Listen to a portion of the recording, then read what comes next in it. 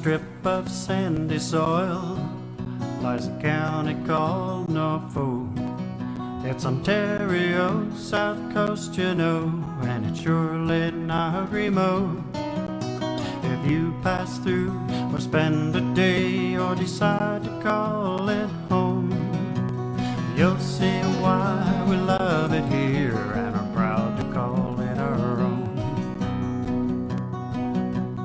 Norfolk, Norfolk, a southern county home.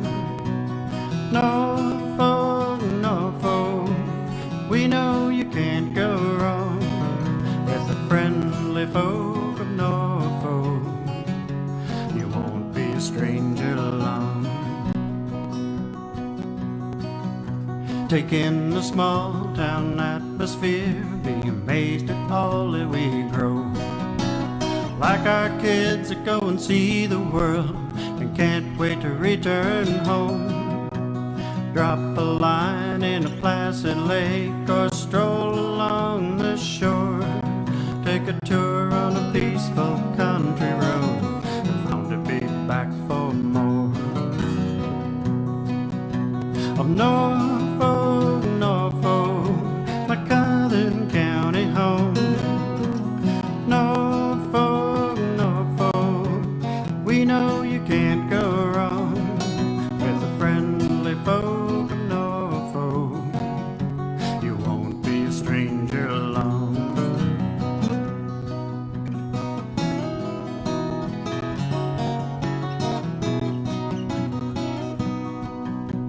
With hard work we built a dream that only willing hands could do.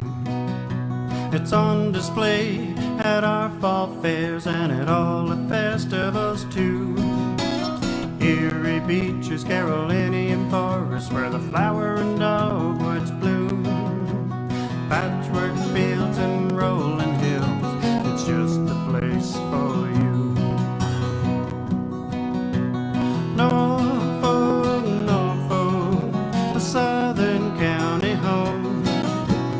Norfolk, Norfolk, we know you can't go wrong with the friendly folk of Norfolk. You won't be a stranger long. Norfolk, Norfolk, Norfolk, Norfolk, you won't be a stranger long. On a strip of sandy soil lies a county called Norfolk. It's Ontario, south coast, you know, and it's surely not remote. If you pass through or spend a day or decide to call it home, you'll see why we love it here and are proud to call it our own. Norfolk, Norfolk, a southern county home. Norfolk, Norfolk, we know you can't go wrong with the friendly folk of Norfolk. You won't be a stranger long. Take in the small town atmosphere, be amazed at all that we grow. Like our kids that go and see the world and can't wait to return home. Drop a line in a placid lake or stroll along the shore. Take a tour on a peaceful country road and bound to be back for more. Of Norfolk, on a strip of sandy soil lies a county called Norfolk. It's Ontario, south coast, you know, and it's surely not remote. If you pass through or spend a day or decide to call it home, you'll see why we love it here and are proud to call it our own. Norfolk, Norfolk, a southern county home.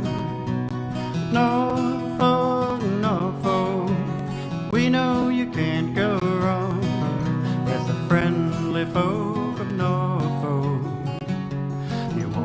stranger long.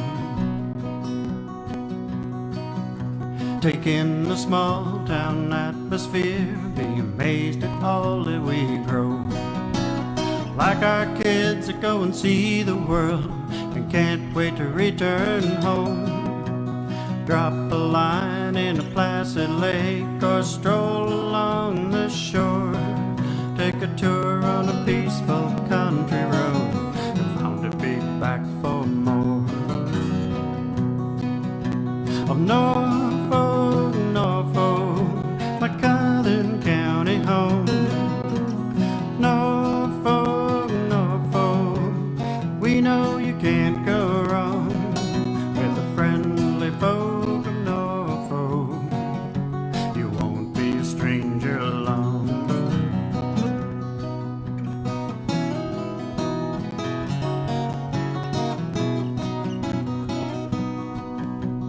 With hard work, we built a dream that only willing hands could do. It's on display at our fall fairs and at all the festivals too. Erie beaches, Carolinian forests, where the flower and dogwoods bloom. Patchwork fields and rolling hills, it's just the place for you. No.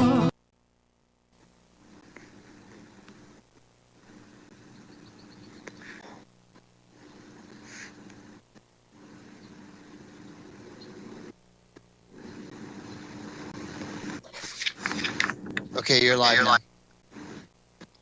Thanks, Brent. Well, good morning, everyone. I would like to remind everyone that our meetings are web streamed and televised. And if you could please ensure that your phones are on silent, to keep your camera on and mute yourself when not speaking, and unmute yourself if speaking. I will now call the meeting to order. Approval of the agenda to the agenda. Today's agenda is of a workshop style format presentations related to refresher orientation training. It's an opportunity for educational and informational provisions to council. Requested to write down their throughout the presentations, and after each presentation there will be a limited time to address some of the questions. Any questions that are unable to during the question period can be sent to the clerk's office after the meeting. The clerk's office will compile all questions received, create a Q&A summary, and circulate back to all members for their information at a later date. The agenda is before you for approval. Can I have a mover and a seconder? Councillor Micheli, seconded by Councillor Kravitz. Thank you. And all in favor? That is carried. Any declarations of pecuniary interest? Okay, seeing none. Teresa, my understanding is you have any remarks? Yes, thank you, Mayor Chop. Through the Mayor, I just wanted to take this opportunity to thank Council for allowing us to provide this refresher orientation training today. It is an exciting opportunity for staff to share additional information and reinforce the educational provisions to Council related to their term of Council with respect to municipal operations and Council's role and responsibilities.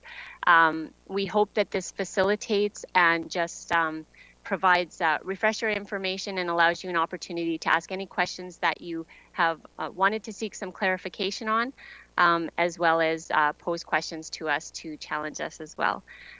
So with that, I'm going to ask our presenter, our presentation manager, I guess, to I'm calling her that for today, to share her screen, and we'll start with the CAO presentation.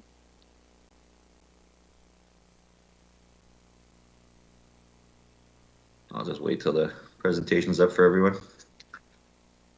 So if we can go to the next slide. So the next two slides shows the overall county structure. The county was reorganized about a year ago into 6 key departments: community development, environmental and infrastructure services, corporate services, health and social services, operations, and the office of the CAO. So if we just go to the next slide, it shows it graphically, and it shows some of the key functionalities. But the reason behind the reorganization was after I'd spent a little bit of time with the organization and I listened to a lot of the listened to a lot of the folks that were on the ground and made some observations. We strategically put these groups together in order to better execute on the council's strategic plan. So when you look at the community development, this used to be called planning, but what we had put into community development was essentially all the key services that make a community great. So you have, your planning and your building, economic development, heritage and culture and recreation. So when you think of, what drives people to a community, it's not just about, well-planned subdivisions. It's also about things like and culture and recreation. And if you can integrate all that into one department, so it's, they have a consistent approach going forward, we believe that's what makes, great communities. So, that was part of the reason behind that reorganization there. If you move over to the next one, and that's led by Brandon Sloan, our general manager. Sorry, I meant, if you can go back, I apologize. The next department is operations. That's led by Bill Cridlin. Bill takes care of, this is a really large department. It takes care of everything from, road maintenance, including winter maintenance, to parks, all our facilities, the marina, and, all our rolling stock of fleet. So, the operations department is a key department and interacts with, the county as a whole. So, for example, community development, Nikki Sloat, who is our director of recreation, she will program the pools and program the arenas, but it's operations that make sure that the arenas are operating and functioning correctly. And that's how they interact. Same with, all the facilities that we have. The next department is Health and Social Services, and that's Heidi Van Dyke's department. That includes the traditional public health department. It also includes Norview, our long-term care home for Councillor Vanderdriessy. It's a requirement for each municipality to operate one long-term care home. And so Norview is our long-term care home. It also includes social services and housing and public health. And as a reminder, that's a shared unit because we have the responsibility for both Norfolk County proper and also Haldimand County. The next department is corporate services. This is led by Shelley Darlington. This includes corporate communications and customer service, and which I'll talk a bit more about later on. It includes our procurement and strategic acquisitions, which also includes all our real estate transactions, includes our finance department and our IT department. So, it essentially provides the backbone for everything that we do within the organization.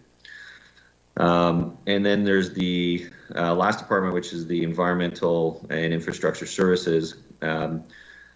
This was reorganized to include environmental services, which is our water, wastewater, and our waste management services, our engineering, and our long-term asset management planning. So traditionally under Public Works, there would have been some of the items that were under operations. But what we wanted to do was make sure that there was, extreme focus on the asset management part of Norfolk County. So we wanted to really consolidate that department and make sure it had laser focus on, some of the most significant projects we're going to see, such as, the water project. The last department is the CAO department. That includes, we'll go into it a little bit deeper on the next slide, but it includes a range of services that falls under the CAO department. The one thing I do want to mention too is with this reorganization that we undertook with operations, the reorganization was not done to reduce FTE count. In fact, what it was really done was to take our resources and make sure we can maximize the use of them. And one of the key departments for that is operations. So, Bill now has, both parks and road staff, for example, that he can integrate better and manage better on seasonal highs and lows. So that, if we're short in cemeteries, he can move someone from, roads over to cemeteries. Or what's happened in the last 2 years, we've had to move someone from roads into the marina. But now we have that Bill has that flexibility to move staff to where they're needed. So the next slide, please.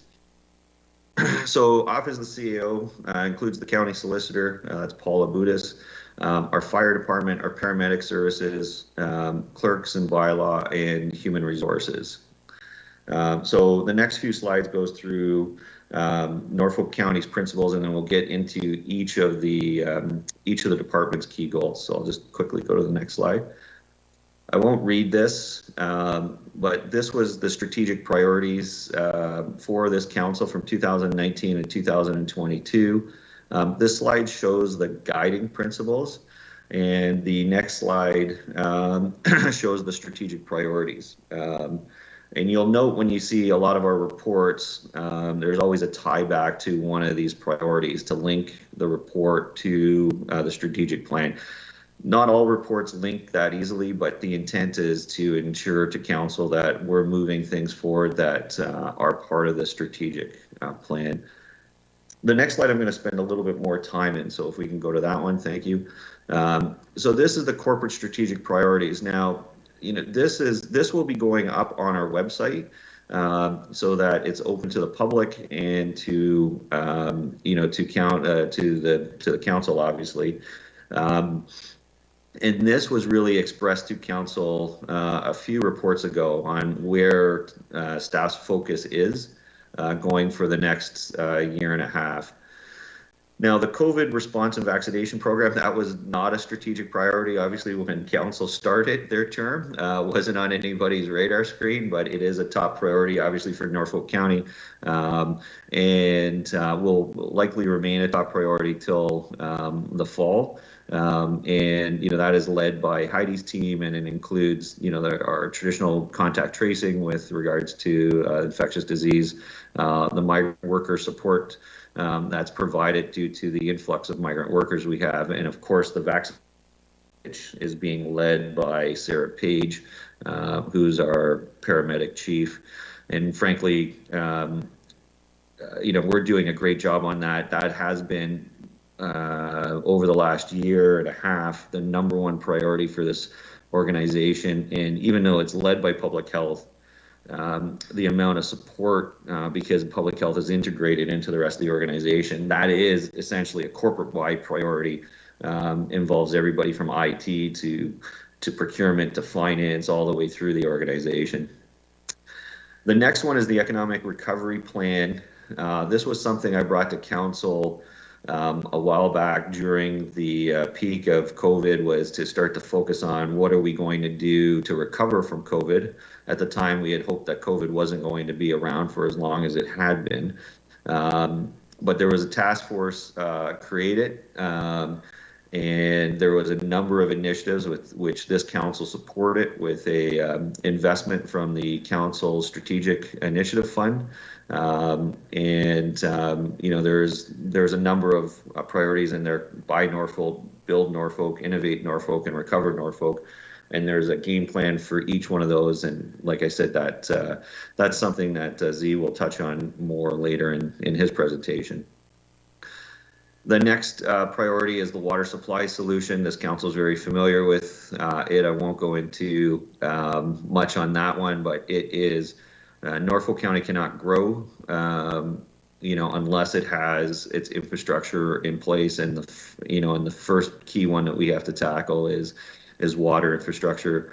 Those projects will be some of the largest that this county has undertaken, and this council just recently decided to go ahead with a strategic investment, one that was probably unfortunately a decade late, but we will deliver it as quickly as possible going forward.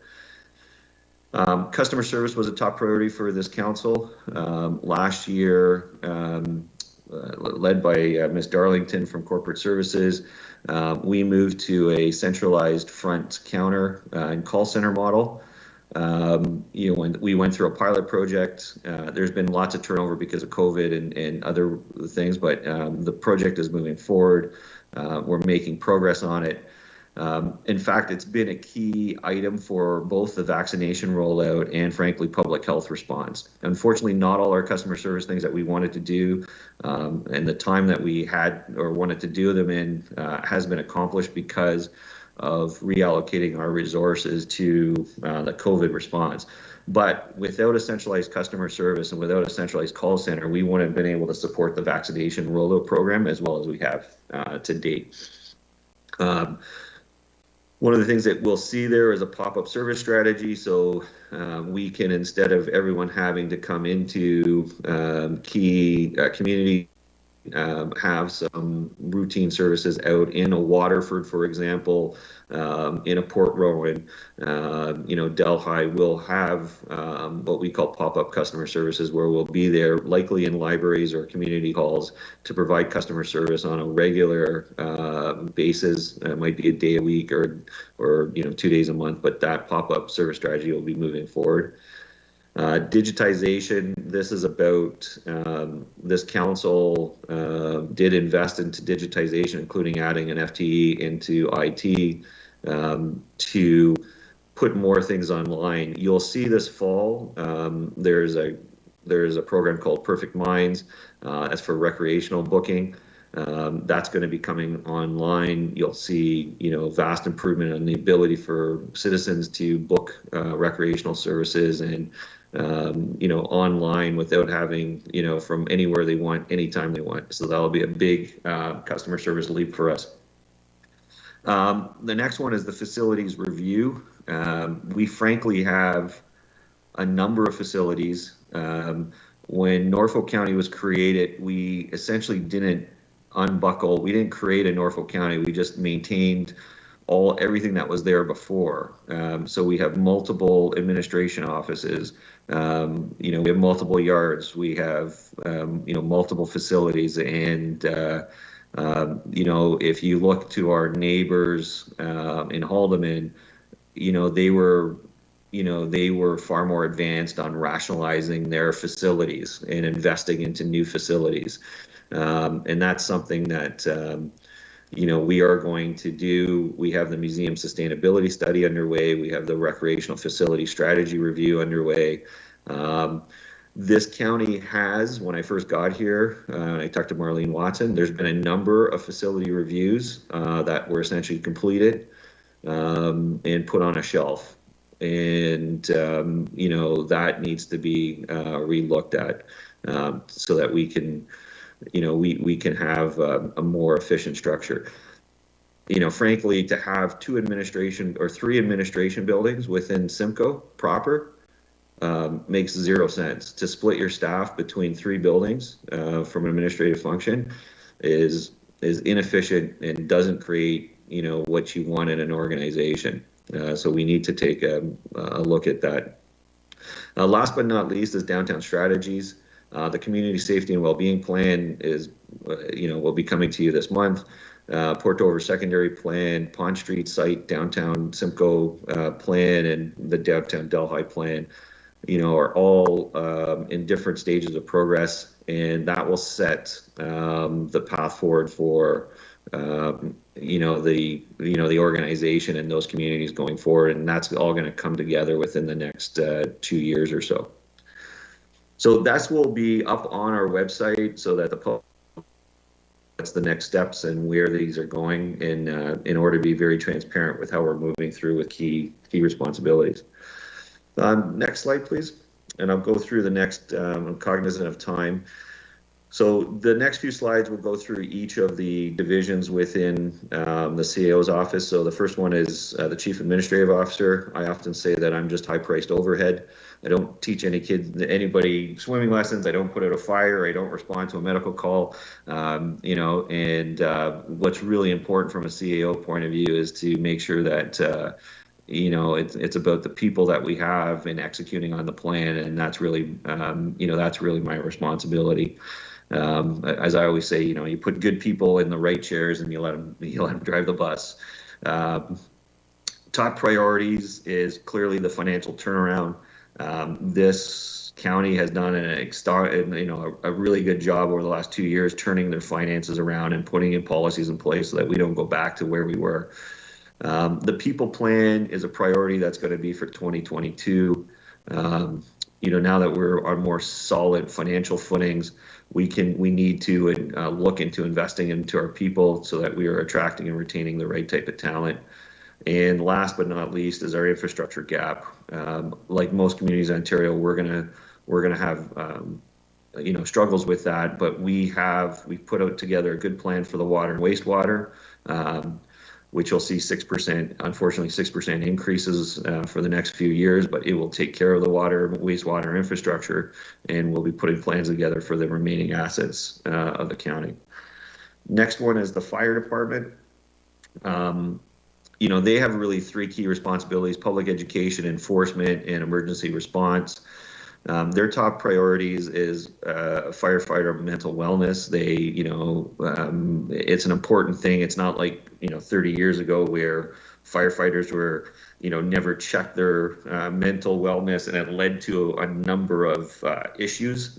With a volunteer firefighting force, we need to ensure that our men and women are mentally prepared to do a tough job, and that should be a focus of our team. Officer and suppression staff training is always important, in ensuring that our training models are up to date and are being implemented. We had some difficulty during COVID, but our teams really managed to push through that. And the expansion of a fire prevention program, re-engaging with the public is going to be a key focus for the next little bit. Next slide, please. Paramedic services. This is providing emergency medical responses, and ease the healthcare pressure. We started the community paramedicine program and remote patient monitoring. We've been funded more by the province to expand that program, so that's critical for us. The key priorities is obviously the COVID-19 response. Expansion of the community paramedicine program is going to be undertaken this fall and next year, and ongoing support for paramedic wellness and peer support, no different than the fire team. Mental health has become a very big issue with emergency response departments. Next slide, please. The Human Resource Department, this is led by Miss Anderson, Erin Anderson. Their responsibilities are overall employee and labor relations, organizational health and wellness, training and development, payroll and benefit administration. Some of the top priorities that they have is it's the collective bargaining with the unions that we have. The people plan for 2022 is going to be a key item for this, which will set up the new council for 2023 to execute on that plan. But that one I'll keep on starring. Attracting and retaining talent is going to be critical for Norfolk County. Corporate priorities support through recruitment and selection. We spend a lot of time, and Norfolk County is not alone in this. There's lots of municipalities. Some HR directors are calling it a talent a talent tornado or a talent wave that's going to hit all these municipalities, because when you look across Ontario, the number of employees, between 55 and up and 50 and up, the number of retirements that we'll be having across the industry is going to be really important, and attracting and retaining talent is going to be key for the organization going forward. Second last one is Clerks and Bylaw Department. So that's led by Ms. Olson. But key responsibilities are meeting management, freedom of information, and bylaw enforcement. Later this fall, one of the key priorities for clerks would be the rolling out of eScribe, which will make meetings and meeting management a lot better. We'll move up into the 20th century. It's a great program. Miss Teresa has used it before, and I've used it before, and it'll be great for Norfolk County. Improved procedural development. Everyone on this council knows that Teresa has been changing things to improve procedures, and that'll continue. A bylaw review and a bylaw operational plan will be part of the go forward top priorities for the team. And last but not least is the county solicitor. The county solicitor was at one point in time just Paula. This council during the last budget added an additional staff member to it on a pilot project basis, but really having only one lawyer and one staff in the wide range of legal aspects that they have, one of the things that they do is coordinate with external legal counsel as required.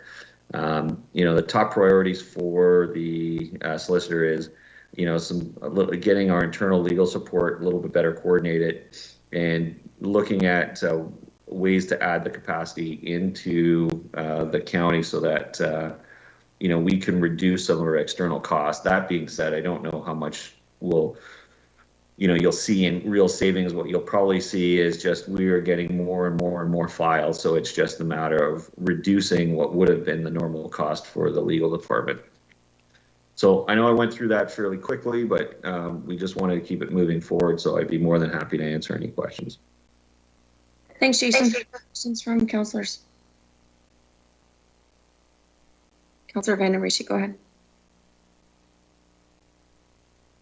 Thank God you can see me. Thank you. Jason, when you went over initially, right at the start, you went over the general managers and the divisions. Is there, would you say there is anything lacking in any of the departments, say for instance, staffing? Are we short at the moment? We're looking for staff. Is there any department that we're deficient in?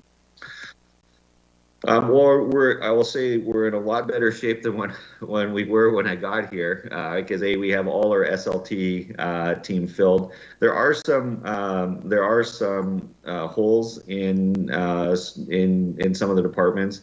Some of them are kind of continuous holes that we have in operations. It's just a matter of just being large and having some turnover. Brandon Sloan, we've closed it for the last year and a bit. We've been short on building inspectors and planners, but we've filled all those holes in. There are sufficient building inspectors. I'm sorry? There are sufficient number of building inspectors. We're just recently filled 2 holes. So we were deficient, frankly, for more than a year. So we've just filled it. So today we're in better shape. We've just filled some finance positions, so again we're in better shape there. So we've been filling our holes well. Unfortunately, everyone who steps into those positions, they got a mountain of work because we've been short for a while. I agree. I have one more question, if I may. It's about the reopening plan. The strategy in and of itself, you have a task force, and that's great. But what do we have a timeline? Do we have a timeline? Other places are staff is starting to come back. We're starting to get reopened. What do you anticipate something, or is there been anything documented on a reopening plan? Yeah, so each department has a reopening plan and an operation. That goes through the internal committee, which includes the EOC. So it gets sign off from our emergency operations committee. So everyone has a reopening plan, and we're at different stages of it. The challenge with it is the province keeps on changing the rules and their timelines. So, for example, we had, in January we were going to reopen, some of our museums, and then that got killed. We're waiting for more information on, capacity limits for indoor recreational assets, because the province hasn't really come out clear with that, and that will likely happen in September. So what we end up doing, Councillor Van Der Riche, is we actually develop a number of different kind of reopening plans. And when the province brings out their announcement, we try to then adjust to whatever they have. And what we have done is we have presented the different reopening plans to council intermittently so that they understand what it is. Unfortunately, like I said, it does change kind of, frequently as the government changed. No, like it's not the province's fault. No. There has been. We just need to be flexible. What I will say though is that this county has a track record of being well in advance of opening up services than other communities. Last year, we were one of the few places in Ontario, like literally there was only 3 or 4 that had in-person summer camps. And we were one of the places in Ontario that you could do an in-person summer camp. We are also one of the few communities in southwestern Ontario that operate at summer ice. So we've really pushed our team, especially on the recreational front. It's something that we heard from the business communities, and that's why I really pushed the team. The business communities had problems because, people needed, I don't want to use the term childcare, but they needed things to do with their kids, as they returned to work. And that's something that we took. If you look at what we've rolled out for this summer, we're very aggressive again on the summer camps and children's programming as part of our overall reopening strategy. So, like I said, I'll toot our horn there. We're one of the best in Ontario for the amount of programs and the type of programs we're opening up. Thank you. Anything further from council? I see Councillor Columbus and Councillor Martin has their hands up. Yes, thank you, Mayor Chop. And Jason, this new latest organizational structure chart that you've provided, does it model other single-tier municipalities in the province at all? It does actually. So for community development, we're kind of on the cutting edge. You see now more organizations moving to it. There are a few examples of it where you have recreation and culture in with planning. So we're kind of, I wouldn't say we're bleeding edge, but we're kind of at the forefront there of moving that in. So there's a number of municipalities that have that. Operations departments are pretty common both in lower tier and in single tier items. Corporate services is fairly standard. It was a similar portfolio, for example, that I had at Niagara Region when I was the Commissioner of Corporate Services.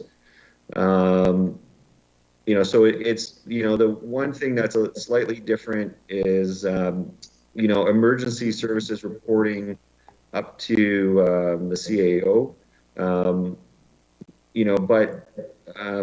that was a decision. I'll provide more into my transition memo to council, but both those emergency services operate fairly independently, and they're very restrictive with regards to how they operate because of provincial rules. And therefore, instead of putting them somewhere that would add more work to one of the general managers, I took it under the CAO office so that the general managers could execute on their programs. And, I have 2 good chiefs in place, and, they don't really, they don't take a lot of management time from me. Thank you. Very good. Councilor Martin, go ahead. Thanks, Mayor Chop. Through you to Mr. Burgess. Looking at all of the reorganizing and restructuring that has occurred, what plans do we have in place to measure success annually, biannually, in the future for years to come? How do we know that these were the right steps to take and that staff are thriving and it's efficient for the corporation at large? Sure. And I think my view on organizational structure is that, if you're not changing your structure within 4 to 5 years or tweaking it, you're not responding to where the market is. So you always need to be monitoring how it is. Part of the reason for how we came up with this structure was it was very much a bottoms up approach. I talked to the GMs, they expressed what they thought was important. I talked to some frontline staff. Some of this stuff is not revolutionary. I'll pick on operations for a moment. The county had an operations department years ago. That's how they operated before. So when you look at items for success, what you'll be looking at there is, your overtime costs. If we can get a reduction in overtime costs because we have more flexible staff model. So instead of paying someone because they were in cemeteries and only cemeteries could operate in cemeteries, overtime because they had some peak demand, by moving staff around, that's what you'll see. For the other ones, the success will be put into, them accomplishing their strategic plans. What I would say, again, not to blow my to toot our team's horn a bit, is if you look at the quantity of work that is coming out of this team currently, and the depth of the packages as counselors, you get pretty big packages to review with pretty substantive issues going forward. And so one of the things I look at is how much work are we executing on, and how well are we executing on those programs. And I think we've certainly taken on a quantum of work, especially especially when you're looking at the fact that we've had a public health crisis that's drained our resources. So that's how I look at is an operation operating effectively. I look at the amount of work and the quality of work that's being produced with the resources that are there. And I think that's how council will ultimately judge the team moving forward. So, sorry, to build on that, is that something that's happening through SLT then, and staff are having these conversations, or is there something that council should consider policy-wise once, every 10 years to have in place to make sure that there's proper time allocated to review the structures and make sure everything's efficient still? Or is this something that council should just assume a CAO is going to do in future years to come? I think it's both I think it, primary rests with the CAO. That being said, though, I think it is council's obligation or duty to make sure the organization is meeting the strategic goals that it sets out. And I think that's council's ultimate decision making. If you set out a strategic plan, you set out objectives in that strategic plan, and is the organization executing on the plan effectively? I don't think it's necessarily, I think that is the measure that council needs to assess the organization on. And then I think it's up to the CAO and SLT to, if they're not hitting those targets, to then, assess whether it's an organizational change that's happened. I think if I go back and I look at what this council has done, in particular, I think this council came in, and part of this was before my time, but I was part of it, is, they did an evaluation of the organization. They made some changes to the organization, which I think overall were very beneficial to both the culture of the organization and its ability to execute on its plans moving forward. So you kind of removed, when I look at an organization, there are a number of factors that lead to success. You can have the best designed organization in the world. It doesn't matter if you don't have the right people in those seats.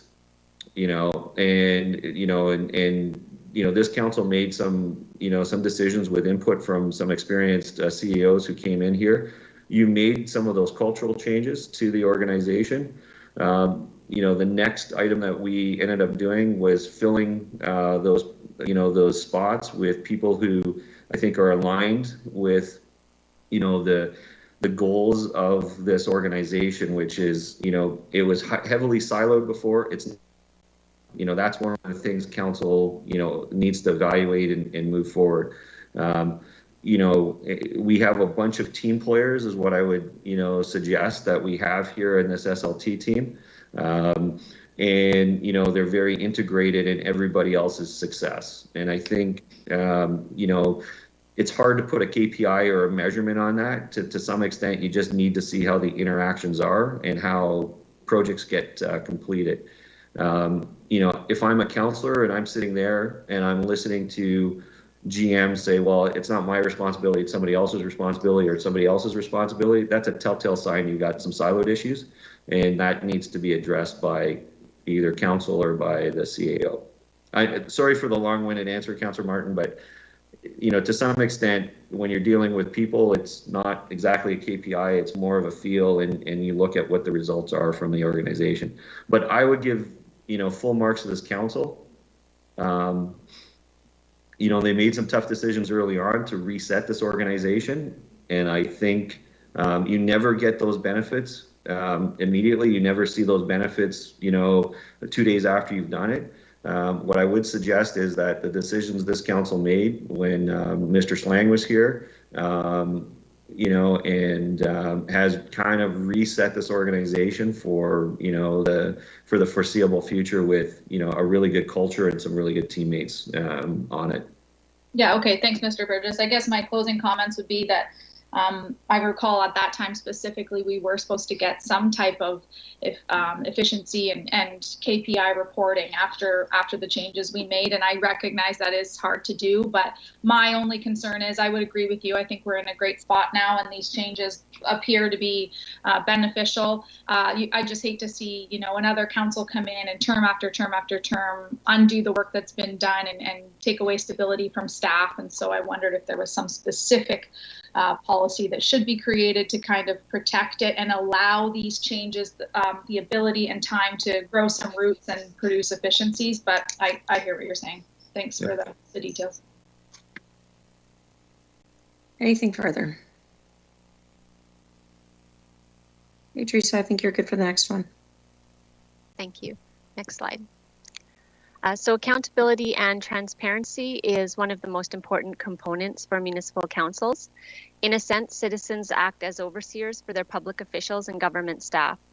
The more a local government can provide in the way of transparency, the more it increases trust, honesty, and integrity in government leaders. Ensuring accountability and transparency is one of council's role under Section 224 of the Municipal Act and is a priority in maintaining public trust. Next slide, please.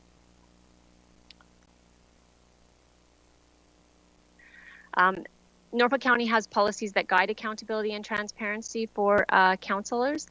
So we have the accountability and transparency policy, the council staff relations, the code of conduct for council members, respectful workplace and violence prevention policy, rules and responsibilities of council, and the procedural bylaw. Next slide, please. Section 270(2.1) of the Municipal Act provides that a municipality shall adopt and maintain policies with respect to the relationship between members of council and the officers and employees of the municipality. The relationship between council and staff is a vital component of an effective municipal government, as the relationship between the two is intertwined, and it is important for council members and staff to respect one another's roles so that they can serve the public in an effective and efficient manner. Next slide, please. Members of council recognize their obligation to serve their constituents and the public in a conscientious and diligent manner, understanding that as leaders of the community, they are held to a higher standard of behavior and conduct. Members recognize that ethics and integrity are at the core of public confidence in government and in the political process. They understand that they are expected to perform their duties in office and arrange their private affairs in a manner that promotes public confidence, avoids the improper use of influence of their office, and conflicts of interest, both perceived and real. The Code of Conduct ensures that members of council share a common basis and an understanding for acceptable conduct of members of council in concert with and beyond the minimum standards of behavior as set out in the existing legislative framework. Next slide, please. Section 8 of the Code of Conduct for Councillors outlines the conduct for interactions of council with other members, staff, and public.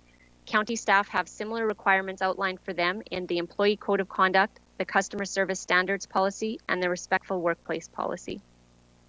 Next slide, please. Confidentiality issues are an important practical and legal consideration for municipal councillors and staff. The Municipal Freedom of Information and Protection of Privacy Act is the primary statute for privacy and confidentiality. It sets out rules for collection, use, and disclosure of personal information. According to these rules, councillors and staff in most circumstances would protect personal privacy and only collect, use, and disclose personal information in accordance with those rules. Municipal Freedom of Information legislation also regulates confidential information of other kinds, in addition to personal information. Other statutes and laws, including local bylaws, also regulate personal and other kinds of confidential information.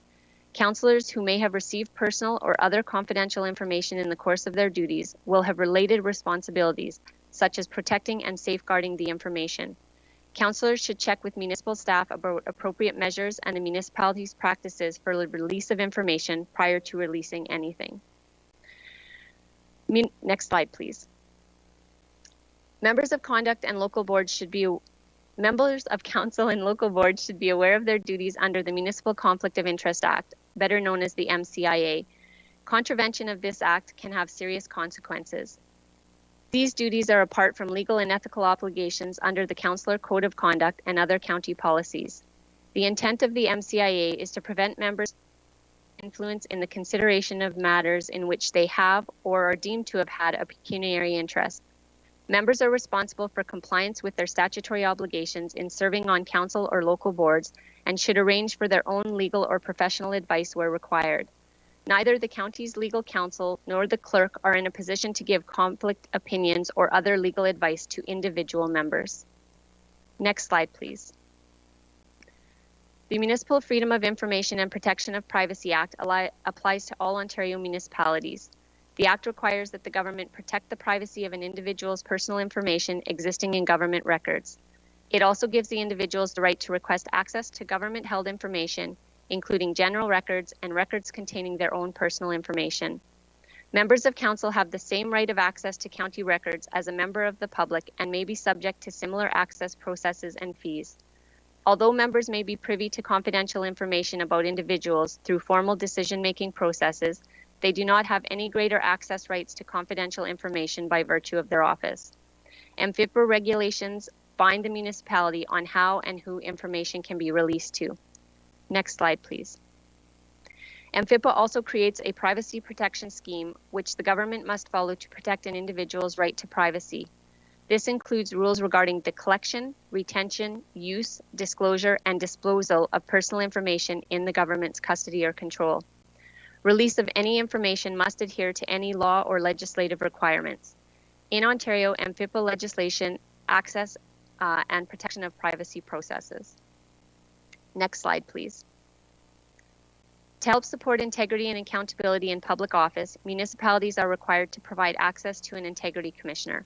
The Integrity Commissioner's role is to perform in an independent manner the functions assigned by Council with respect to applying the Code of Conduct for members of Council and local boards, applying local procedures, rules, and policies governing the ethical behavior of members, applying certain Municipal Conflict of Interest Act rules to members, providing requests for advice from members of Council and local boards, and providing educational information to the public, the municipality, and members of council and local boards about the Code of Conduct and the Municipal Conflict of Interest Act.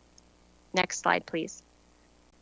The Commissioner's functions include conducting inquiries into requests about whether a member of council or a local board has contravened the applicable Code of Conduct.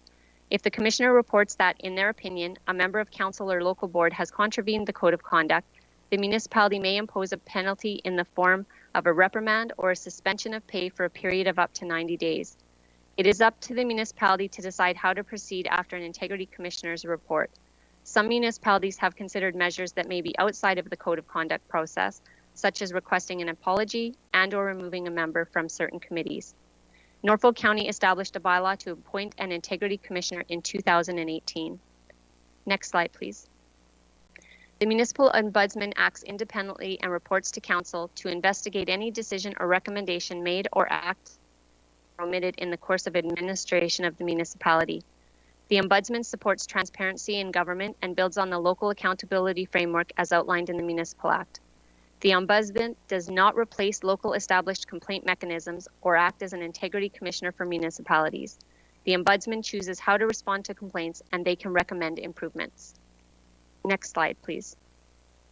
The next two slides outline closed session exemptions as provided for in the Municipal Act. I'll touch a little more on this during the governance presentation. What I wanted to share with these slides is just some top tips from the Ontario Ombudsman related to closed session. So it's really important that Council know and follow the Municipal Act and the Procedure Bylaw's open meeting requirements. Make sure the Procedure Bylaw complies with the Municipal Act. Give adequate advance public notice of meetings, including the time and location. Keep meetings open to the public unless closure is specifically authorized under Municipal Act and there is a need to exclude the public. Pick the right Section 239 exception before closing a meeting. Next slide, please. Ensure you pass a resolution in public that includes meaningful information about the issue to be considered, not just the exception, before closing the doors. Record the meeting, including all decisions, by taking minutes and preferably also by recording audio or video. Stay on topic and don't stray from the subject stated in the resolution. Next slide, please.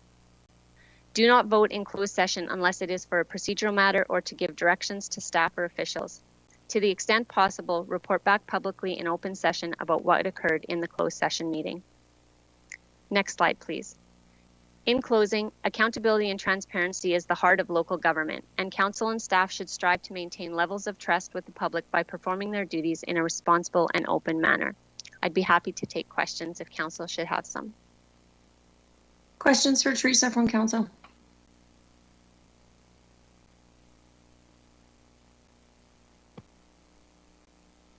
Councillor Martin. Thanks, Mayor Chop.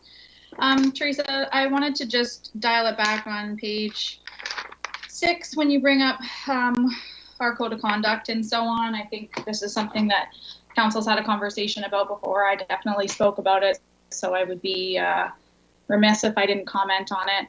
I think that some of these, like 8.1, 8.2 specifically, our responsibility to have a duty to treat members of the public, our staff, and certainly each other with respect and dignity without abuse, bullying, or intimidation. 8.2, members have a duty to ensure that the county's work environment is safe and free from discrimination and harassment. I guess I wanted to just maybe make a bit of a comment here that I think that we can all probably improve. We can all create a better, more efficient work environment, not only for ourselves and for members of the public, but for our staff as well. But, you know, I just wanted to, I guess, maybe draw some attention to it publicly. We shouldn't have to draw attention to it publicly to have it stick to the wall. These are pretty common practices in any walk of life, in employment, in any personal life with relationships you have. But should this occur in the workplace, is it safe to say that council members should be going to the integrity commissioner? Or what steps are to be taken when we feel as though there's been contravention? Through the mayor to Councillor Martin. So a councillor's accountability officer is the integrity commissioner, and that is where complaints should be made about if you have a concern with another council member with respect to any contravention of this code of conduct or a municipal conflict of interest process. You know, a clerk's best advice is, you know, if we can try to work it out ourselves and have conversations with each other collaboratively, that, you know, is always a positive step, but the Municipal Act has allowed councillors an opportunity to have that oversight through their integrity commissioner. That's all. Thank you very much.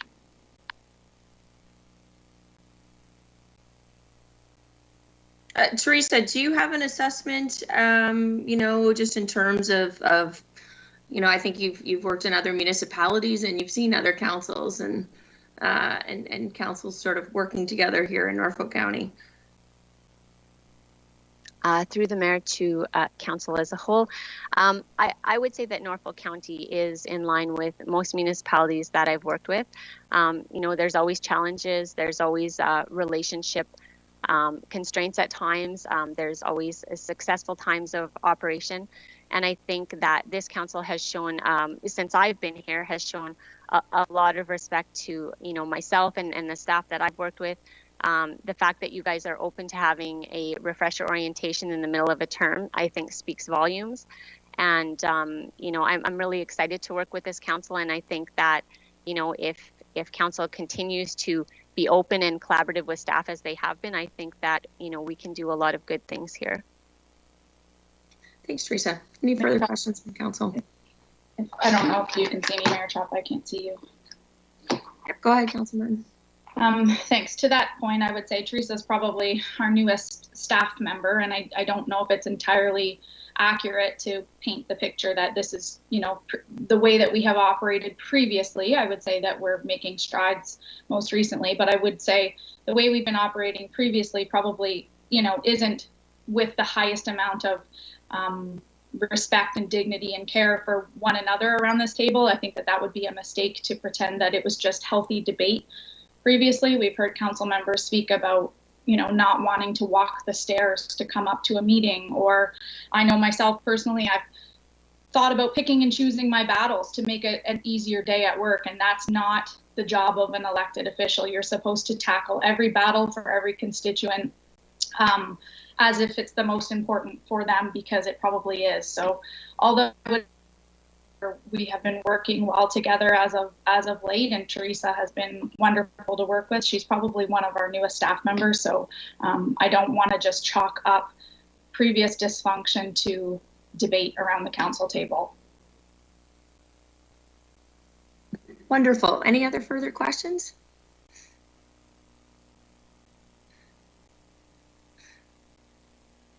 Any other questions? Okay, Teresa, I think you're good to move on to your next one. Councillor Van Den Rishi, I think you're on mute though.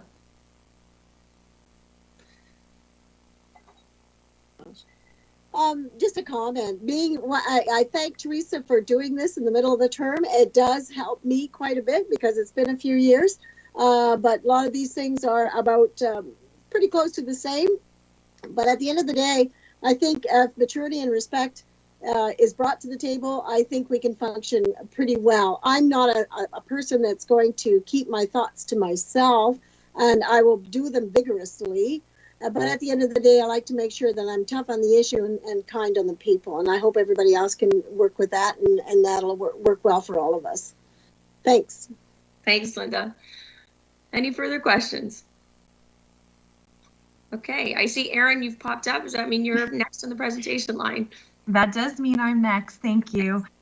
So my section is just on respectful workplace, kind of a continuation. So I'm just going to give a quick and high-level overview of our respectful workplace policy and council's obligations under our Occupational Health and Safety Act. So our work environment guarantee, so all new hires are informed of this guarantee and during their corporate orientation, and really it's laid out in our policy. But we want to provide an environment conducive to personal and professional growth, dignity, and self-esteem, ensure all employees are treated with dignity and respect, is a civil and respectful workplace that's free from favoritism and other abuses of power, free from harassment and discrimination. And this is reflective of our corporate value statements and our workplace culture. Next slide, please. So Norfolk County's respectful workplace and violence prevention policy guides both members of council, staff, and members of the public when providing a culture and workplace that is free from discrimination, harassment, and bullying. It's important that both council and staff hold each other accountable to the principles within this policy. This came into effect in 2009 with the introduction of Bill 168, and it was changes to the Occupational Health and Safety Act. And so all workplaces must have a policy that relates to violence and harassment in the workplace, and it needs to be reviewed at least annually, if not as issues come up. But we do review our workplace annually, and we've had the Ministry of Labor even come in to review our workplace policy. So next slide, please. Just getting a little deeper into it. It's a large policy. It's 33 pages. You can find it on our intranet, but it's there for all staff to review and abide by. But just diving into some of the areas, we have defining workplace bullying and harassment. Bullying is any behavior that demeans, humiliates, or embarrasses a person that a reasonable person should have known to be unwelcome. So examples are mobbing, teasing, ridicule, or any acts or words that could psychologically hurt or isolate a person in the workplace. And then we look at harassment, and it's engaging in a course of vexatious, which is irritating, annoying, or distressing comments or conduct that is known or ought to be known as unwelcome. And so there is a difference between bullying and harassment. Harassment is similar and can be similar to bullying because it's hurt someone or it's cruel or offensive or insulting behaviors. But harassment's different from bullying in that it's a form of discrimination. And so anybody who persists in such behavior can be deemed to be culpable of harassment or bullying in the workplace. Next slide. So types, so examples of harassment, there's two types. There's directed and intentional, which can be written or verbal insults, nicknames, practical jokes, remarks, misuse of authority, refusal to work with certain people. And so those directed and intentional types of harassment. Next slide. And then there's undirected and unintentional harassment, which may be, displaying sexist or racist materials, having something like, we don't do it anymore in our workplace, but I did work in, quite a few years ago in a male-dominated workplace where they would, put the Sunshine Girls up on a bulletin board. And so that's types of harassment that are undirected and unintentional. Next slide. Harassment can be a series of, it can be one significant event or one event, or it could be a series of events. And it covers it could be one of the grounds under the Ontario Human Rights Code. So right now there's approximately about 15 grounds under the Ontario Human Rights Code. It constantly changes, it's always being updated. But any form of harassment, it's related to something that a person can't change or can't be helped. So a disability, someone's sex, someone's gender, their marital status, their family status, etc., are all grounds under the Human Rights Code. Next slide. So bullying and harassment is being addressed in the courts in different areas. So for union and non-union employees, this could be criminal code violations. So we're seeing that people have the ability to pursue bullying and harassment allegations outside of the workplace and civilly. And so under the Occupational Health and Safety Act, we have an obligation, if we have bullying and harassment complaints, to notify the complainant of the outcome of that investigation, because they have the opportunity, if they so choose or don't think that we've handled it appropriately, to pursue it civilly. There's also the human rights laws, so people can go forward to the Ontario Human Rights Commission with any of their allegations or their issues. There's also occupational health and safety laws. As I mentioned, this is now under the Occupational Health and Safety Act, and so the Ministry of Labour can get involved and set fines and issue orders to the employer. And also we're seeing increases in WSIB claims related to, people not able to work for psychological harassment or bullying, and they're being compensated through WSIB for workplace injury. Next slide. So your rights and responsibilities, so we need to take it seriously. We don't expose others to poor behavior. Hold members of the workplace community accountable for interactions and hold yourself accountable for your actions. Communicate your expectations in terms of workplace interactions and be mindful of your communications. And access supports that are available to ensure workplace interactions are consistent with your well-being. We, as the discussion has taken place earlier, we all benefit from a civil, respectful workplace, and it's our duty to treat others how we want to be treated. Just jumping into the Occupational Health and Safety Act. So council has responsibilities under this act, and they must comply and support these legislative requirements to ensure Norfolk County is a safe and healthy workplace. And so council fosters this by participating in our workplace safety training programs, review of our occupational health and safety performance indicators, understanding workplace risks and hazards and how they impact the decisions made, and improve fair and appropriate policies and budgets to ensure that county can meet obligations under our legislation and protect county employees and its agents. And so this, again, we often think of occupational health and safety from a physical perspective. And yes, we have to have, overhead wires, we have to have policies related to chainsaw and safe workplaces, but it also encompasses, psychological health and safety. And we're seeing a big shift in that form to make sure that we have programs in mental. And last slide. So consequences for non-compliance. As a member of council, it's important for you to know that the potential cost to an organization if health and safety is not adhered to. So violations under the Occupational Health and Safety Act could carry fines up to $100,000, up to 6 months in prison for individuals, or fines of $1.5 million for corporations. Human rights, and I touched on this a little bit earlier, but human rights complaints can cost an organization, $40,000, even if they're found totally not at fault.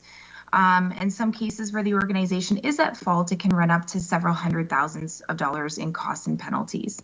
Again, I've spoken about this, but we've seen an increase in WSI direct costs, such as medical treatment, therapy, and lost time from work. And there's many more indirect costs, replacing employees, lost productivity, negative effects on reputation.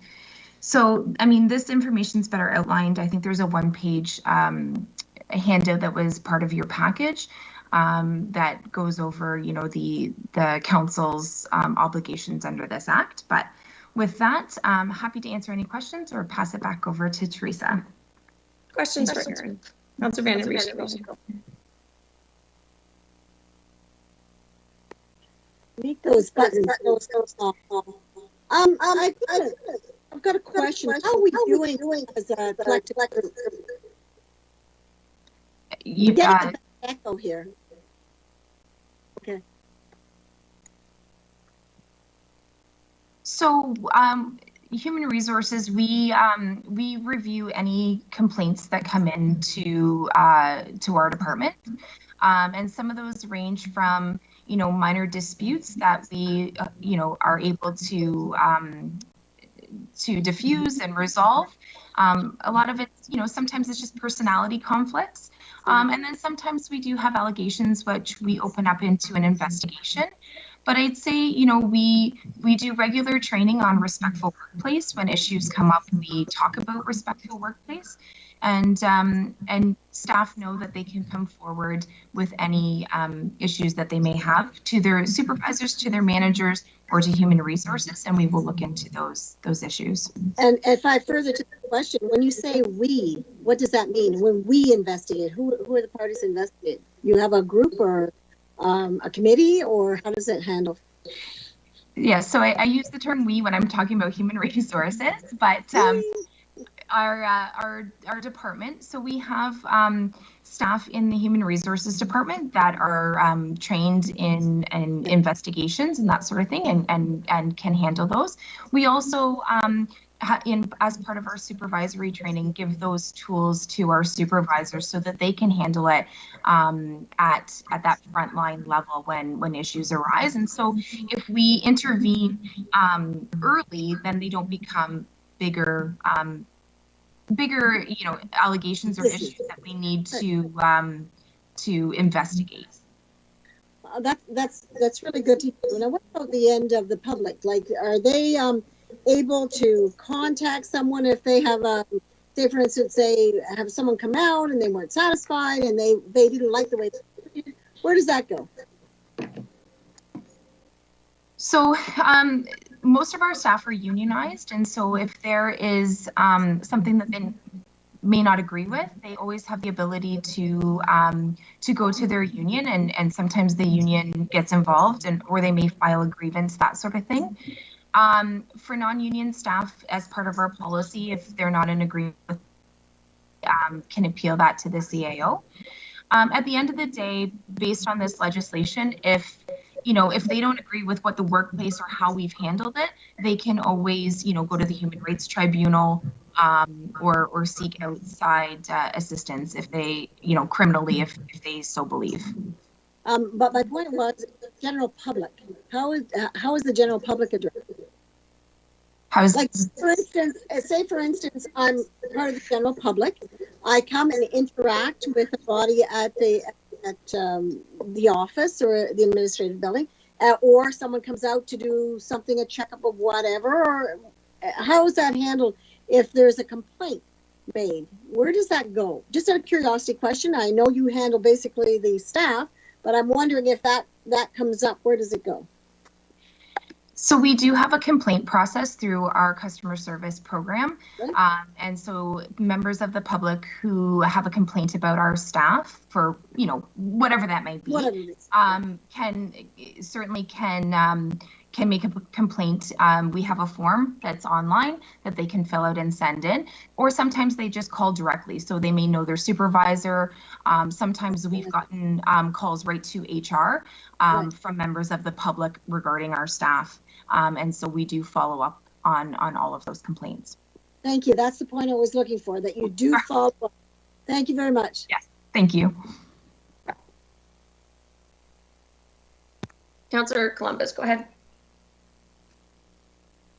Thank you, Madam Mayor. How many harassment and bullying issues do you deal with over the course of a year at HR? Through the mayor to Councillor Columbus, it varies. And so, you know, I'd say not a lot. And I think that's a really good thing. I think training and providing opportunities for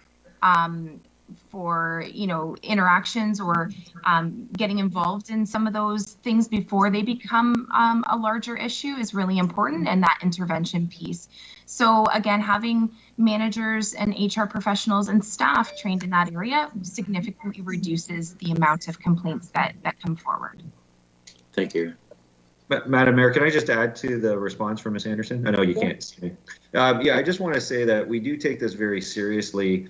And as Ms. Anderson did say, many of our groups have, you know, we call them tailgate sessions, or, and, you know, regular training on these issues is important. We did have an incident earlier this year. I won't get into the details of it, but, you know, the safe workplace and respect in the workplace did lead to the dismissal of 2 employees.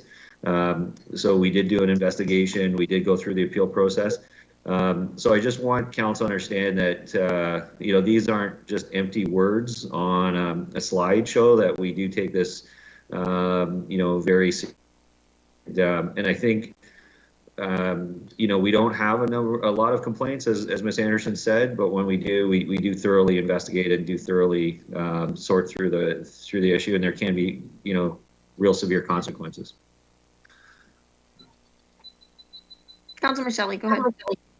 Thank you, Madam Mayor.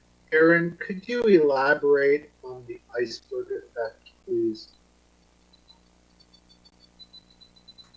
Sorry, through the mayor to Councillor Michelli, I couldn't hear you.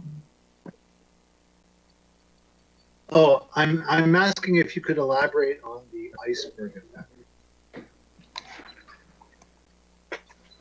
I'm sorry, I'm still Councillor not. Michelli, what's the last word? Iceberg effect. It's on the slide just before the questions. Oh, sorry, there was a graphic there, and I don't think it showed up on the slide. So, and so what that really means is, you know, you may see like an iceberg on a surface, and it's not very big, but when you look underneath the water, it's massive. And so, you know, the iceberg effect is, you know, there's stuff that you see, but there's so much more that we don't see, and that's really what that was alluding to. And sorry, there should have been a graphic there, but it didn't show up on the slide. Thank you, Aaron. Okay, I think we're on to the next presentation then. Yes, thank you, Mayor Chop. So this part of the presentation is on governance. So local government receives its authority through the Municipal Act 2001. Norfolk County is both a municipal government and a corporation, and must adhere to the legislative requirements and regulations that guide their decision-making ability. The Municipal Act provides a foundation for municipal powers, structure, and governance. Next slide, please. Local governments are chosen by and accountable to the local community. They are often referred to as the government closest to the people and make decisions that impact daily lives. Next slide, please. Norfolk County is a single-tier government structure which assumes all municipal responsibilities set out under the Municipal Act and other provincial legislation. Single-tier municipalities provide services including but not limited to arts and culture, heritage, long-term care, bylaw enforcement, paramedics, development and planning, economic development, public health, roads, fire, social assistance, waste collection and recycling, parks and recreation, water and wastewater, provincial offenses, snow removal, drainage, and tax collection. Next slide, please. There are numerous pieces of legislation that guide council in their decision-making process, and council should familiarize themselves with as many of these as they can. Next slide, please. The head of council of a municipality advises on policies and procedures and accountability. They promote municipal purpose and public involvement. They act as a representative, and they foster economic, social, and environmental well-being. Next slide, please. Council's role is to represent the public, determine required services, develop and evaluate policies, ensure accountability and transparency, and maintain financial integrity. The decisions made by Council affect the services that people rely on every day, and some of those decisions will have long-term implications that extend beyond the term of Council. An effective Council member must be objective, open-minded, and willing to listen. Council members must base decisions on what is best for the collective whole and be careful not to place individual or parochial local interests above the interest of the municipality. Next slide, please. Council acts as a deliberative body, and only Council as a whole has the authority to direct members of staff. Individual members of Council should respect the fact that staff work for the county as a corporate body without undue influence from any individual member of Council or group of councillors. Council committee and advisory boards consider matters and provide recommendations for Council decision. Although Council may sit on committees or advisory boards, the decisions made at those meetings must be ratified by Council at a properly constituted Council meeting before the decisions come into force and effect. Council is the final authority on the decision-making process for the municipality. Next slide, please. The CAO of a municipality plays a major role in this success, as they are routed at the intersection of Council and administration. The CAO provides advice to Council when it is making decisions, and after those decisions are made, the CAO must interpret the intentions of Council and direct staff in carrying out those decisions.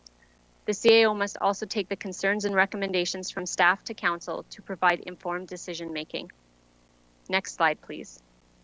When developing advice for Council, the senior leadership team and administrative staff maintain impartiality by developing recommendations and providing advice based on rational professional values and on their specialized knowledge, experience, and expertise. Next slide, please. There are some specific legislative provisions that set out the duties of some officers of the municipality, such as the treasurer and the clerk. The treasurer is responsible for the overall management of the municipality's financial affairs and provides critical financial leadership to Council and the corporation to ensure long-term financial sustainability. The municipal statutory duties conferred upon the clerk under the Municipal Act and other legislation results in the clerk being an officer whose duties are owed to the public. Under subsections 228(4) and 5 of the Municipal Act, the clerk may delegate in writing to any person other than a member of Council any of the clerk's statutory powers and duties under the Municipal Act or any other act. However, the clerk is specifically entitled to continue to exercise the delegated powers and duties despite the delegation. Next slide, please. The Government of Ontario provides municipal guidebook for municipal members of Council to assist them in providing their roles as elected officials.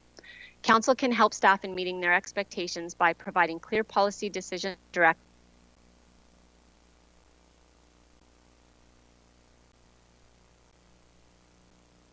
improve administrative operations, consulting with staff before deciding on policies and programs, making themselves aware of the full range of duties and responsibilities of staff, treating staff respectfully and considerately, directing inquiries through the appropriate processes established by the municipality, and preparing for Council meetings. Next slide, please. And alternatively, staff can support Council in their role by providing well-organized agendas with supporting materials, providing sufficient timely information and analysis to make Council's decision-making easier, notifying Council of changes to legislation and programs, providing advice on policy, identifying the cost benefits for the community in human and financial terms, notifying Council immediately of any unintended or unexpected impacts of policy decisions, and implementing Council's decisions as effectively and professionally as possible. Next slide, please. Norfolk County has 2 standing committees which consist of all members of Council, Council and Committee, and the Public Hearings Committee. There are currently 2 adjudicative processes in Norfolk County, Committee of Adjustment and the Bylaw Appeals Committee. There are numerous advisory committees with Council representation, including, but not limited to, the Ag Advisory Board, Heritage Board, Tourism and Economic Development, Accessibility Advisory Committee, Public Library, BIAs, Police Service Board, Health and Social Services, and others. Next slide, please. Some advisory committees are legislated by the province, some have specific guidelines mandated by bylaw, and others are created and organized through Council. The role of the advisory committee is to represent the interests of the community and to advise council through recommendations. Council members are bound by many, committee members are bound by many of the same policies as council members, including the Code of Conduct, the Procedural Bylaw, and the Municipal Conflict of Interest Act. Next slide, please. The Haldeman Norfolk Board of Health was established through the Norfolk Act and regulated by the Health Protection and Promotion Act. It consists of the mayor and 8 councillors elected to Norfolk County Council, and the health unit services both Haldeman and Norfolk counties. This is a separate and distinctive entity than the Council of Norfolk County. The mayor is also the chair for the Board of Health. The Board of Health meets monthly and receives recommendations from the Health and Social Services Committee. Next slide, please. The procedure bylaw is the established rules for meeting protocol, conduct, and decision-making as approved by council. A procedure bylaw is mandated through the Municipal Act and applies to all meetings of council and committees. A meeting of council includes any gathering of at least 50% plus 1 of council, considered a quorum, and in a manner where members discuss or advance any business affecting the municipality. The role of the clerk is to interpret and provide guidance on the procedural bylaw when requested by the chair or of the meeting or a member. Next slide, please. Upholding fundamental members' rights for a meeting. This is an important component of the procedural bylaw. So the majority of council have the right to decide on a matter. The minority have a right to be heard on a matter. All members have the right to information to help make decisions unless prevented by law. All members have the right to an efficient meeting. All members have the right to be treated with respect and courtesy. All members have equal rights, privileges, and obligations. Next slide, please. This slide just outlines a few key terms within the procedural bylaw. I won't read them all, but they're just with respect to quorum, the chair, delegation, motion, recommendation, vote, recorded vote, resolution, and bylaw. Next slide, please. Regular meetings of council are established through the procedural bylaw to include the time and date. These meetings are designed to address the business of the municipality. Special meetings can be called for urgent and emergent items subject to specific parameters. The only business that can be discussed or decided on are those that are listed on the agenda. Unless otherwise specified in a procedural bylaw, amendments should not be made to the special meeting agenda outside of the notice provision, including at the start of the meeting. Next slide, please. Agendas are typically created, provided to council and the public on Friday preceding the meeting date. Clerks will be introducing a new meeting management program in the fall of 2021. The new agenda program will include earlier report deadlines, report templates, improved workflows, efficient tracking status, and better organization tools for pre- and post-meeting processes. It will also include an application for council members to more effectively use a digital agenda document, allowing for annotations and comments to be placed on their individual digital version. Comprehensive training will be included for both members and staff as this software is implemented. Clerks wants to assure council that they will continue to provide hard copy agendas for the remainder of this term should council members choose to receive a hard copy agenda. Next slide, please. So I just wanted to talk a little bit about a report preparation process just to give council kind of the under the iceberg look at it. So a request or requirement for a staff report is not as simple as creating a document. A great deal of staff time and resources goes into the report creating process. Most matters that require a report also require background research, investigation, and data compilation. Some matters require consultation with other departments, different levels of government, public bodies, or even the community. Once the research is completed, which can take weeks, a first draft of the report is created. And all of this is being done while managing other tasks and duties of the staff members, and sometimes in combination with other reports being drafted. Reports also go through an extensive review process. There's a peer review, clerical review, cross-functional reviews, legal review, finance review, CAO review, and finally the clerk's review. These reviews take time and are subject to the availability of the different reviewers. The report drafting process can sometimes take weeks and sometimes even months to prepare properly. The intent of this slide is just to give council, the understanding that staff are working hard on creating the just sometimes it's not as easy as bringing one back to the next meeting. And, you know, I can speak for myself, and I'm sure for others in the organization, we do provide a lot of our efforts into meeting the timelines for council, but we just want you to understand that sometimes it just is going to take a little longer to make sure you have the right information to make an informed decision. Next slide, please. The next 4 slides simply outline the order of business for agendas. I will not be detailing these slides, however, I just want to note a few matters.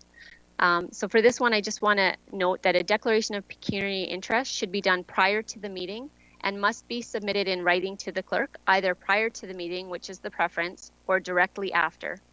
The clerk cannot provide a ruling on whether a member has a pecuniary interest or not. That is for the member to determine.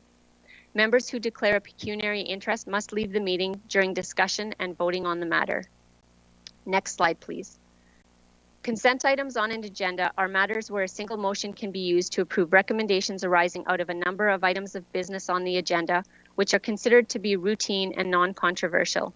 Council may pull any of the items listed under consent for further discussion and individual voting should they wish. Next slide, please. For deputations, there are deadlines associated with the requests. This is an important component to ensure that meetings of council can be conducted in an orderly and timely fashion. The clerk's office tries to limit deputations to 3 per meeting where possible, just to keep the agenda flow going properly. Next slide, please. Staff information items that were currently on the information pack will now be listed on consent or communications within the agenda, to ensure there is a formal council approval, acknowledgement, or acceptance of the information provided by staff. Staff information items typically are related to specific municipal business and should be treated accordingly. When determining whether an item is appropriate to be added to future information packages, the clerk will be considering such factors as content, perceived lobbying, defamatory or vulgar language, relation to matters pending before council, legislative requirements, litigation matters, and other appropriate considerations. Next slide, please. The clerk's office is available to assist members with drafting notices of motion. Although the member should create the initial content of the required notice of motion, clerk staff can assist with formatting and content review. Next slide, please. Closed session refers to a portion of meeting held in private for members of council and applicable staff only. Closed session is allowed through specific and limited provisions outlined in the Municipal Act. The agenda for closed session is reviewed and confirmed by the clerk to ensure it meets the legislative requirements. A public motion is required to proceed into close, and it must indicate the legislative provision allowing the specific closed matter. Once in closed session, no new business can be added to the agenda. Norfolk County maintains an audio recording of closed session meetings. Once closed session concludes, council or committee reports out in public session on or indicates the direction direction to staff was provided. Next slide, please. Members and staff who attend closed session cannot distribute or disclose the contents of reports provided for in closed session unless expressly authorized by law or council. Council may choose to provide direction for a closed session item on the agenda without actually going into closed session to discuss the item, and this will be documented by the clerk. The clerk may require copies of closed session agendas, reports, and documents to be returned for destruction, and the clerk maintains a copy for record-keeping purposes. The clerk also maintains the agenda, minutes, and audio recordings of all council, council and committee, and special council closed session meetings. Next slide, please. The clerk of the meeting prepares minutes as outlined in the Municipal Act without note or comment. All motions made become effective upon approval by council at a properly constituted regular council meeting. Next slide, please. Norfolk County rotates the council and committee chair on a 6-month basis. The chair of the meeting provides a leadership role at committee and council meetings, including the introduction of staff reports and agenda business at committee. They also maintain conduct at the meeting and request procedural advice from the clerk. It is important that the chair of a meeting remains focused and keeps an eye out for raised hands and behavior of all attendees, including council, staff, and the public, within that meeting. The chair is expected to maintain meeting decorum at all times in a professional, fair, and appropriate manner. Next slide, please. Member conduct at meeting is an important component of ensuring a respectful and responsible decision-making process. No member shall speak disrespectfully of another person. No member shall use offensive or unparliamentary language. No member shall speak on subject other than subject of debate, and no member shall disobey rules or decision of the chair on questions of order or interpretation of rules. A member may raise a concern if another member breaches or disregards meeting rules or interpretation, or disregards the decision of a chair on a point of order or point of privilege. Next slide, please. If a member displays improper conduct, then the chair shall advise and correct the member, request an apology or withdrawal of remark from the member, warn the member, call the member to order, name the member, expel or exclude the member.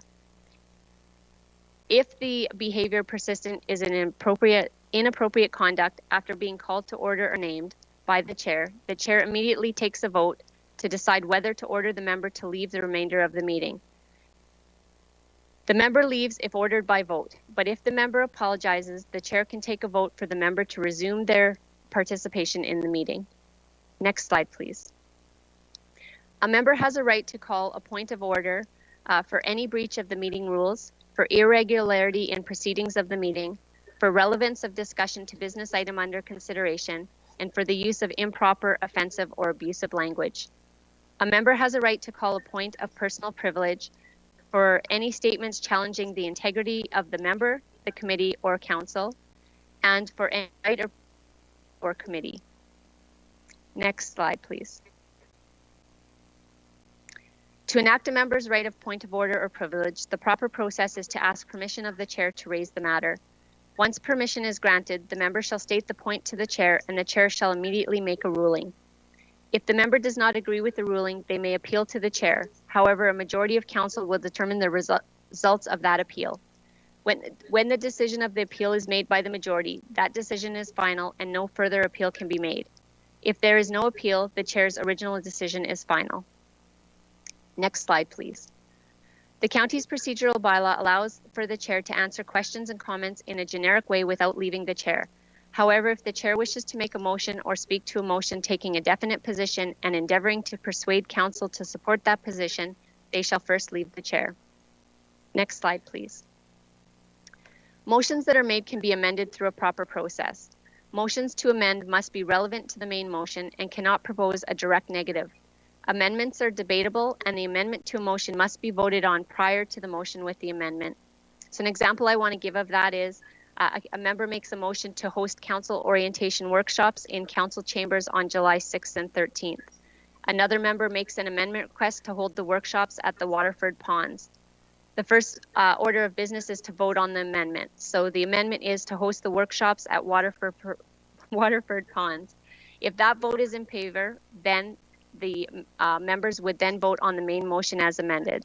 So the main motion on as amended would be the second motion to host council orientation workshops at the Waterford Ponds on July 6th and 13th. If the amendment was not approved, then the main motion is voted on as it was originally presented. Next slide, please. The next three slides provide an overview on procedural items related to motions. A deferral is to postpone to another time.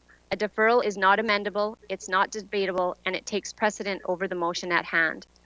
A referral motion sends consideration to another body, such as staff or an advisory committee. A referral is debatable, amendable, and takes precedent over the motion at hand. Calling the question closes the debate.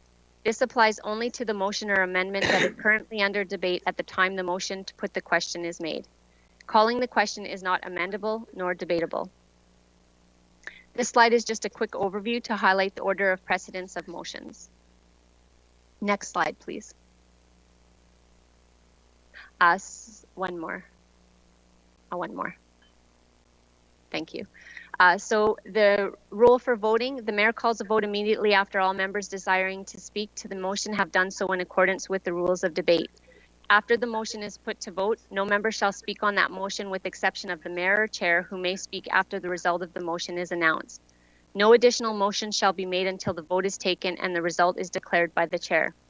A member may request a motion be split into distinct proposals contained in the motion and vote taken on each proposal.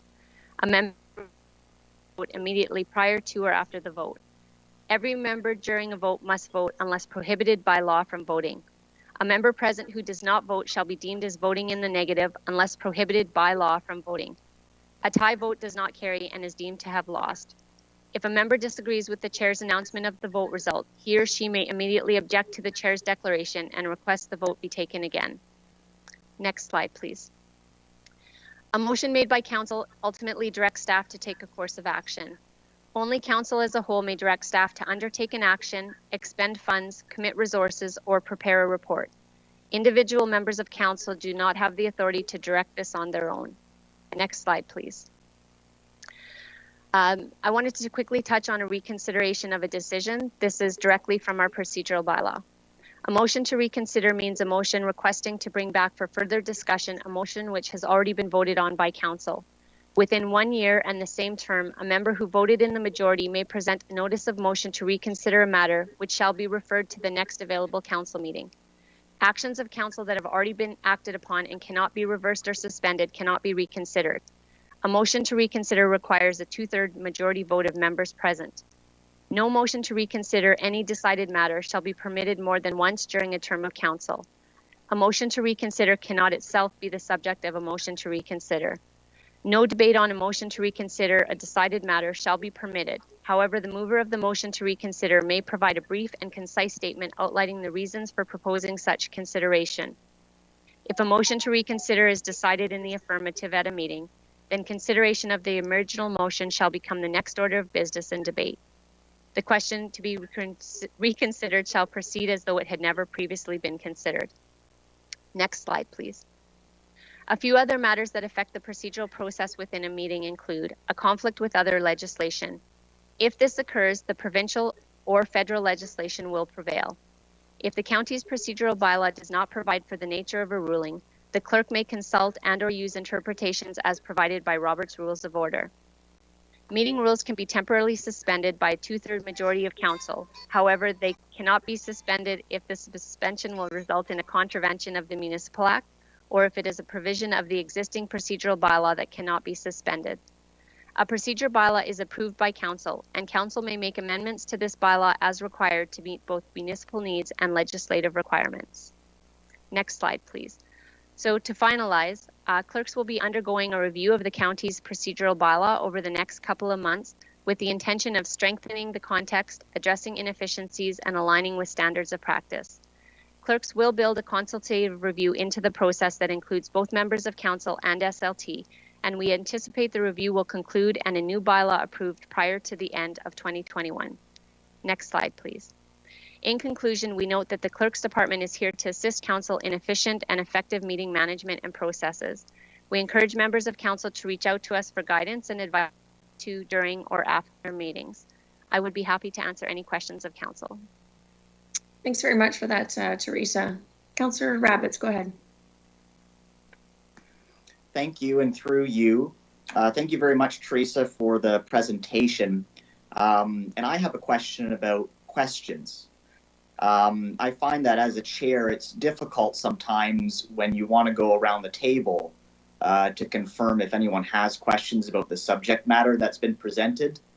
Often I've found in council will have members either immediately tabling a motion, not allowing questions to be asked, or we'll have a member that will ask a series of questions, having their questions receive answers, only to be followed by a motion. And you know, it's difficult when you're in a chairing role. It's in our speaking notes. Are there any members present that has any questions, or are there any questions of staff? And it usually occurs before we'll be asking if there's any members wishing to support a staff's recommendation or to propose an alternative. I guess if I could create an analogy, it's a lot like driving a bus. And before we get to the next stop, members will be exiting or suggesting an earlier stop before the chair even has a chance to get to that part of the meeting.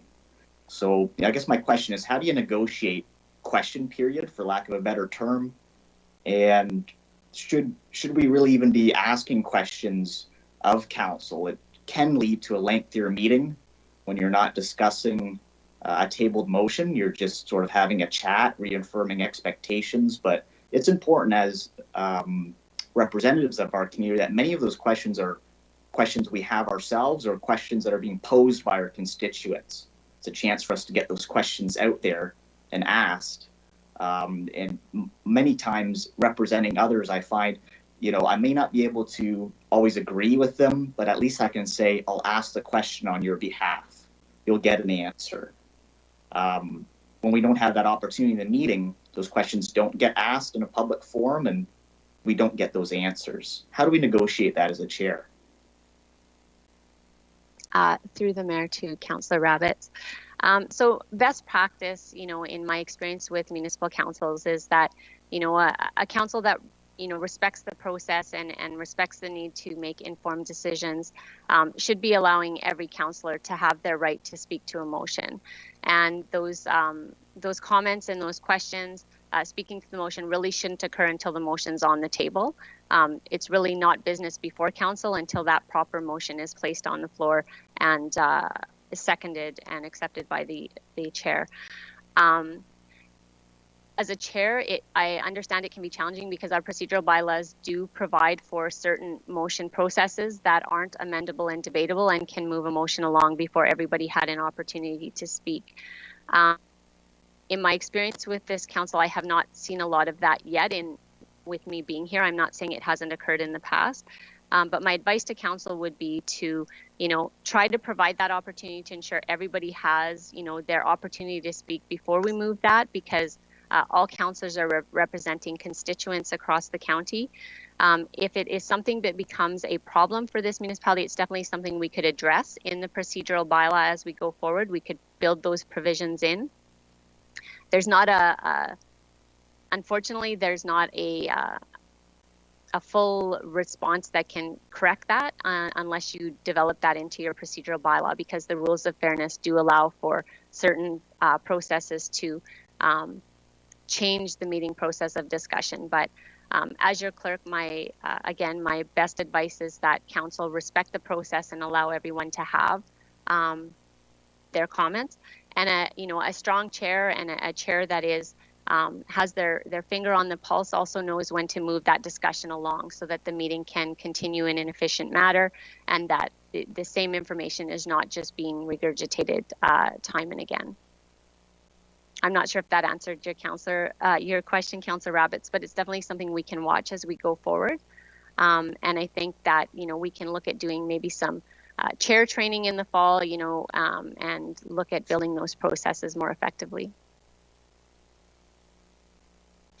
Thanks, Teresa. Any further questions from council?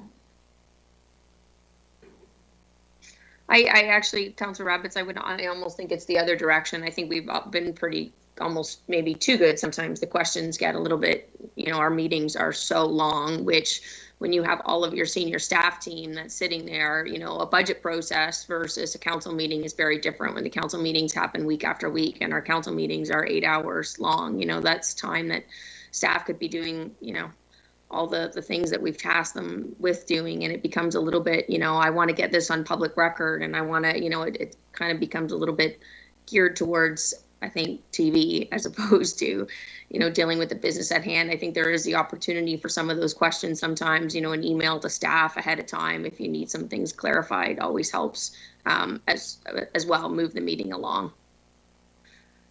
But I do know what you're saying. It has happened on a couple of occasions, but I would say not too often where a motion has been thrown out there without extensive debate or question asking having gone around.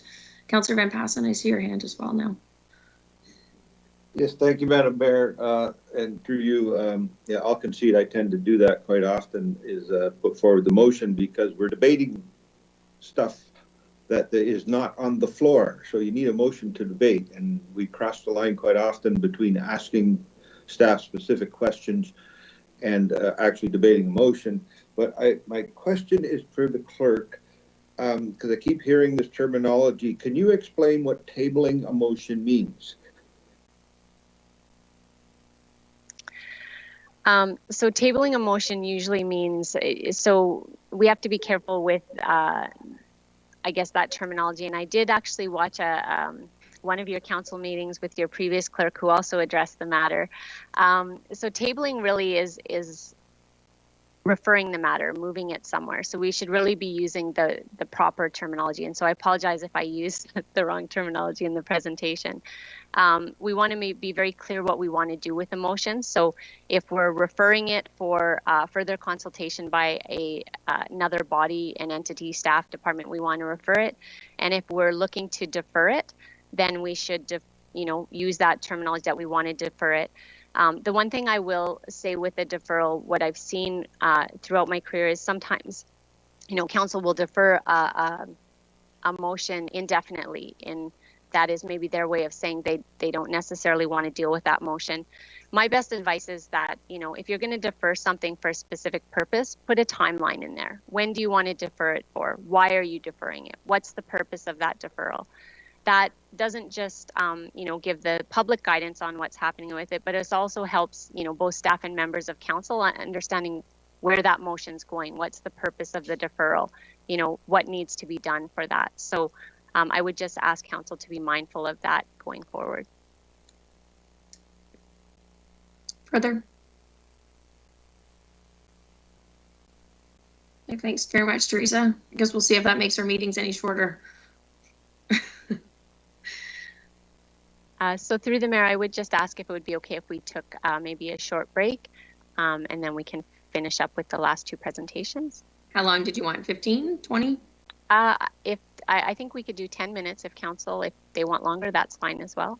Okay, so back at 11, if that works for council. Perfect. Thank you. Thank you. I guess I showed up at the right time. Sorry for my tardiness there, everyone. I had to be at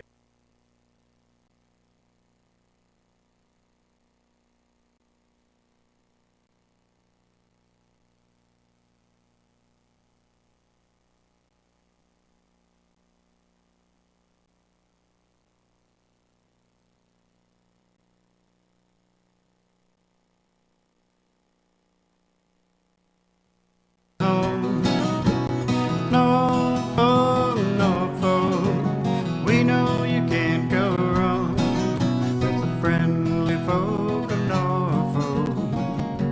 You won't be a stranger long.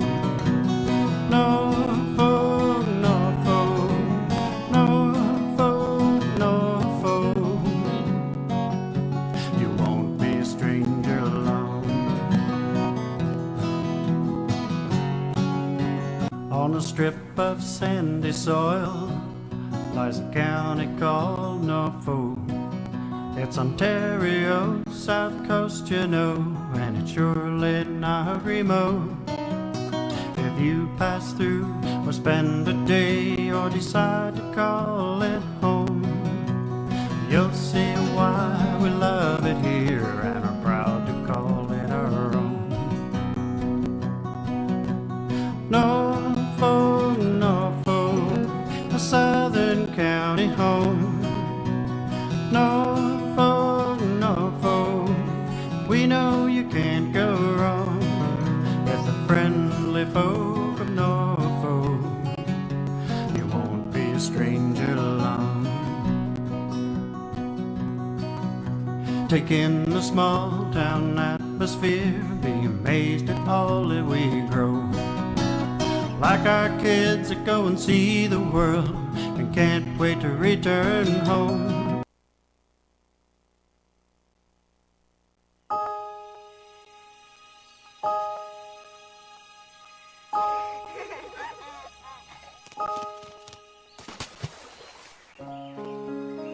What I love most about Norfolk County, I think, would be the vastness of the county, how it's big and there's breathing space, and there are so many little pockets of beauty, natural beauty. I love the seasons here. The springtime, the rain falling on the earth. I'm a farmer, so I enjoy those aspects of it, the smell of the rain. The summer times, we have beautiful, warm summers here. You have such pristine water here.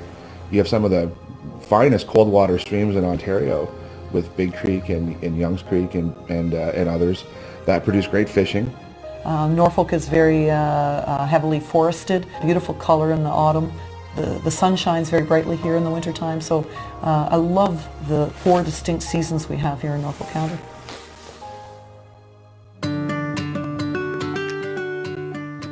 What people find remarkable about Norfolk County, I think, is that our sense of community and us working together.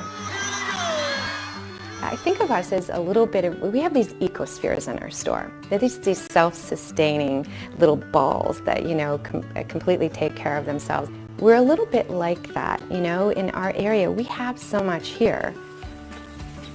My kids grow up knowing what it's like to produce a piece of fruit or produce some food, some vegetables, and put them on the table, how much effort that takes. And I think that's important. When people come into the shop, we pull out the map and we show them the wineries and the breweries, and we tell them about the local dining in town, and we'll tell them about the lavender farm, and along the way show them produce stands that they could stop to pick up some goodies.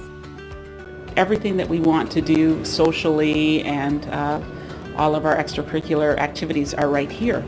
And when you join groups, these people they'll want to get to know you immediately. That's our nature. We're curious and we're supportive and we're interested. Sometimes opportunity just kind of happens when you're talking to someone and having a conversation with someone here in Norfolk. The next thing you know, you're collaborating with them on a project or activity. The amount of people within our community that support our business is outstanding, because it's a give and take relationship. If you support everyone else, they will support you, and it makes our community that much stronger and that much better. I think that working with the local businesses here, everyone's very welcoming. Every time I meet a new business owner, and I love to go to new stores and new restaurants that open up and introduce ourselves and welcome them to the community. It's easy to fall in love with Norfolk County.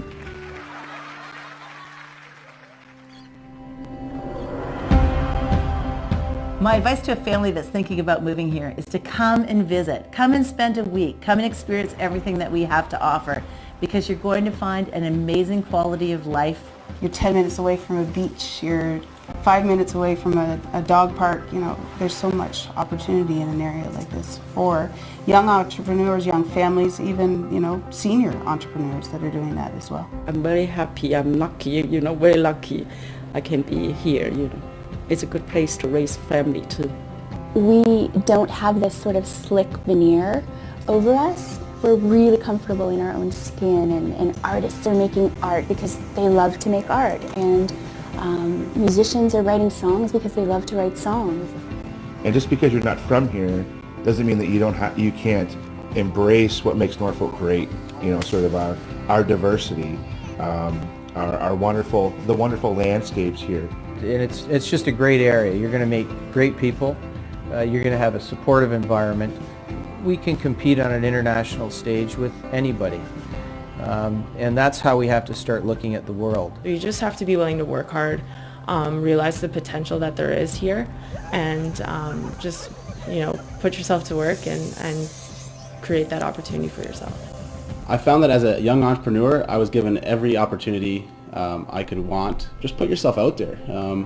Go to local events, and you're going to bump into all kinds of people that are going to be, important business connections to you.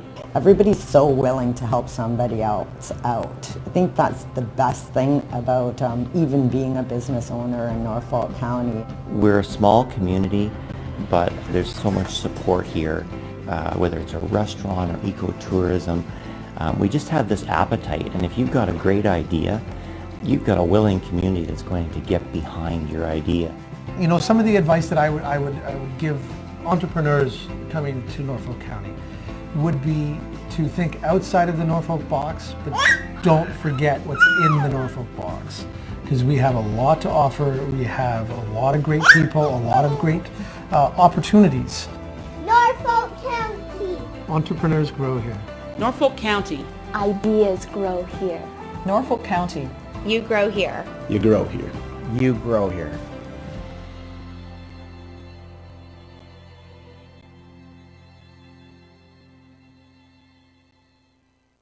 On a strip of sandy soil lies a county called Norfolk. It's Ontario, south coast, and it's surely not remote. If you pass through or spend a day or decide to call it home, you'll see why we love it here and are proud to call it our own.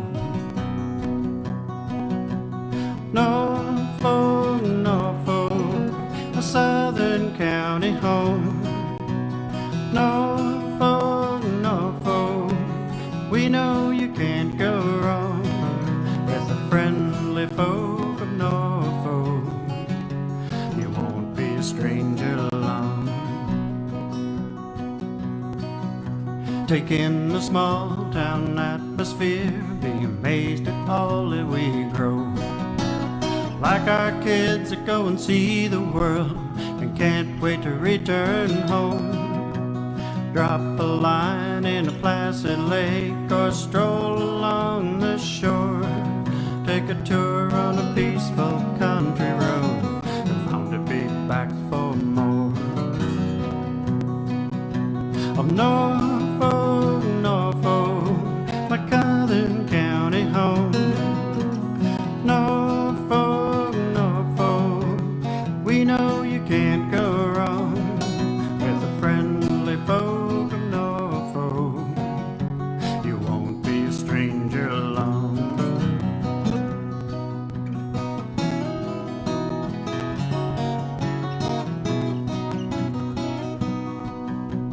With hard work we built a dream that only willing hands could do. It's on display at our fall fairs and at all the festivals too. Erie beaches, Carolinian forests, where the flower and dogwoods bloom. Patchwork fields and rolling hills, it's just the place for you. Norfolk, Norfolk, a Southern County home. Norfolk, Norfolk, we know you can't go wrong with the friendly folk of Norfolk. You won't be a stranger long. Norfolk, Norfolk, Norfolk, Norfolk, you won't be a stranger long. On a strip of sandy soil lies a county called Norfolk. It's Ontario, south coast, you know, and it's surely not remote. If you pass through or spend a day or decide to call it home, you'll see why we love it here and are proud to call it our own. Norfolk, Norfolk, a Southern County home. Norfolk, Norfolk, we know you can't go wrong with the friendly folk of Norfolk. You won't be a stranger long. Take in the small town atmosphere, be amazed at all that we grow. Like our kids that go and see the world and can't wait to return home. Drop a line in a placid lake or stroll along the shore. Take a tour on a peaceful country road and bound to be back for more. Of Norfolk, Norfolk, my Southern County home. Norfolk, Norfolk, we know you can't go wrong with the friendly folk of Norfolk. You won't be a stranger long.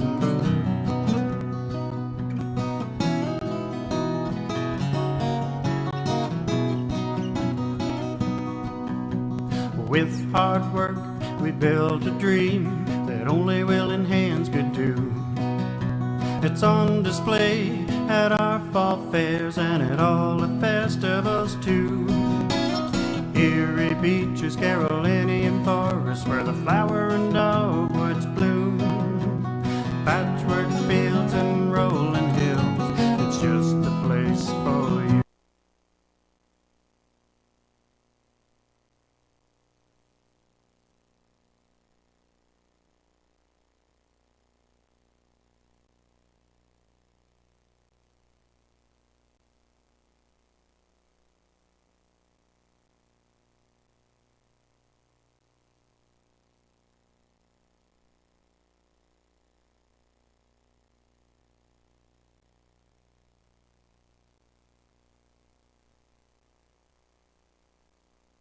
us know when we're live, please.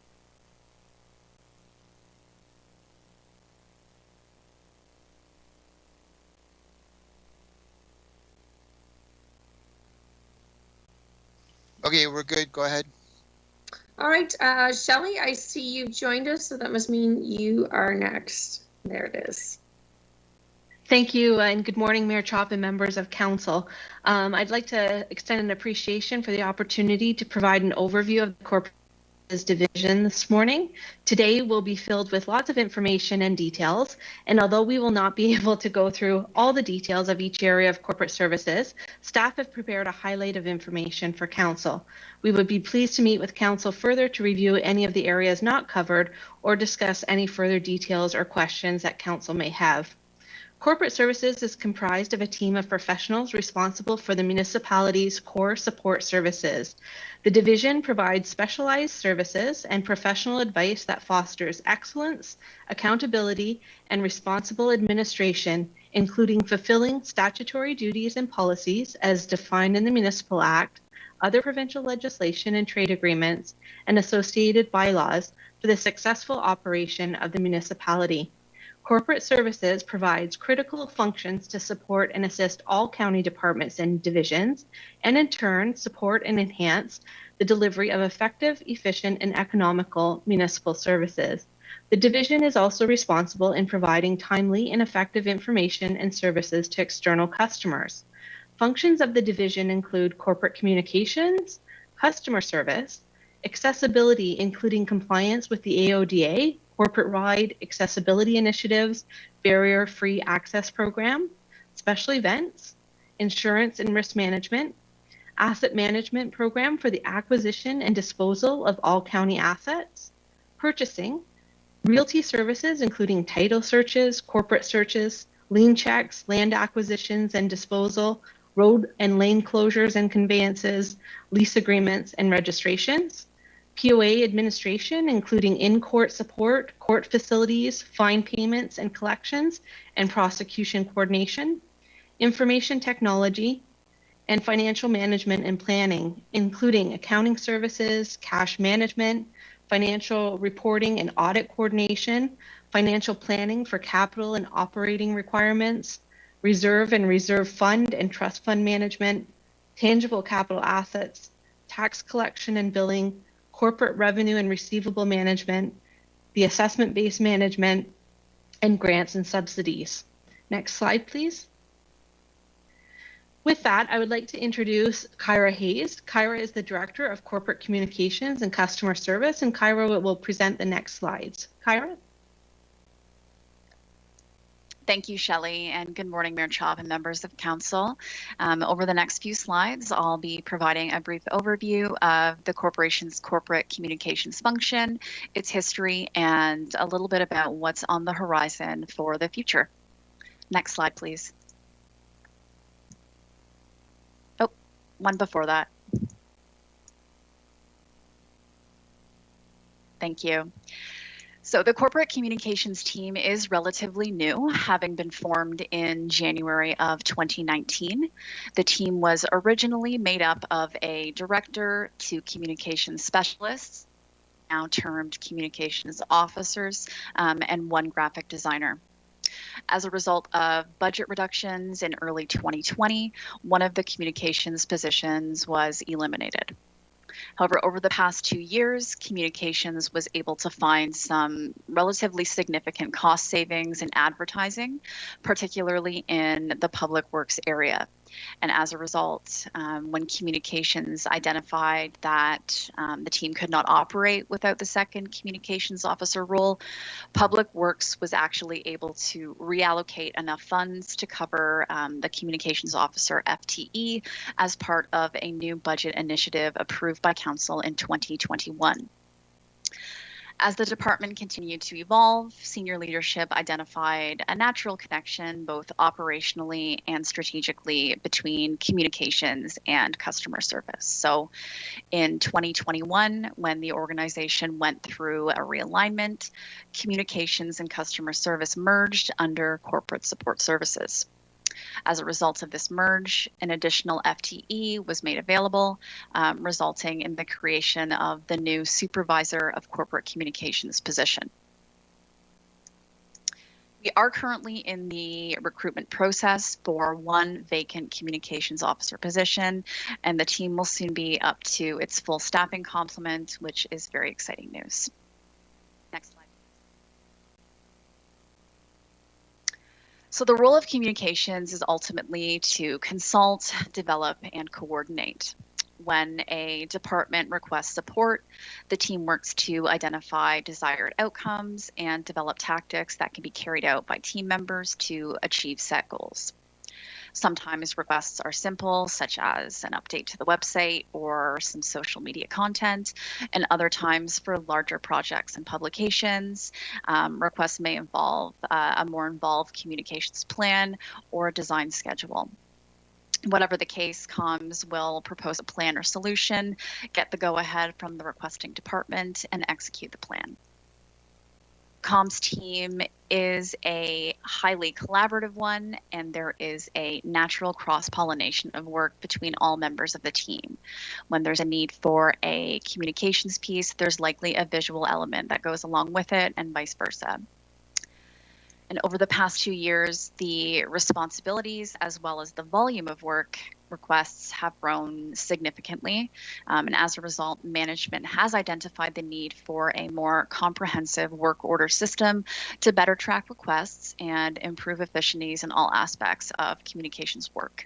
This is currently in the beginning stages of development. Next slide, please. Communications department uses a number of tools to communicate with residents of Norfolk County and members of staff. In terms of public outreach, a variety of tools are employed to important information. These include everything from the Norfolk County and Health and Social Services websites, radio, newspaper, and billboard advertising, social media marketing, e-newsletters, recreation program guides, videos, brochures, community signage, and media relations, just to name a few. We do have very positive relationships with local media outlets and communicate with individuals from local media on a weekly basis. Throughout the pandemic, as an example, the team has facilitated weekly calls with the medical officer of health and vaccine team to ensure both the media and community have the most accurate and up-to-date information. These calls continue today and have been very successful. In addition to communicating with the public, comms plays a key role in communicating to county staff. For around a year now, the communications team has coordinated the weekly staff newsletter, which content ranges from feel-good stories and kudos to training opportunities, job postings, procedural updates, and much more. In conjunction with the newsletter, the main feed of Norfolk County's staff intranet is maintained by the comms team, and we're pleased to be working with IT on some new initiatives to enhance it.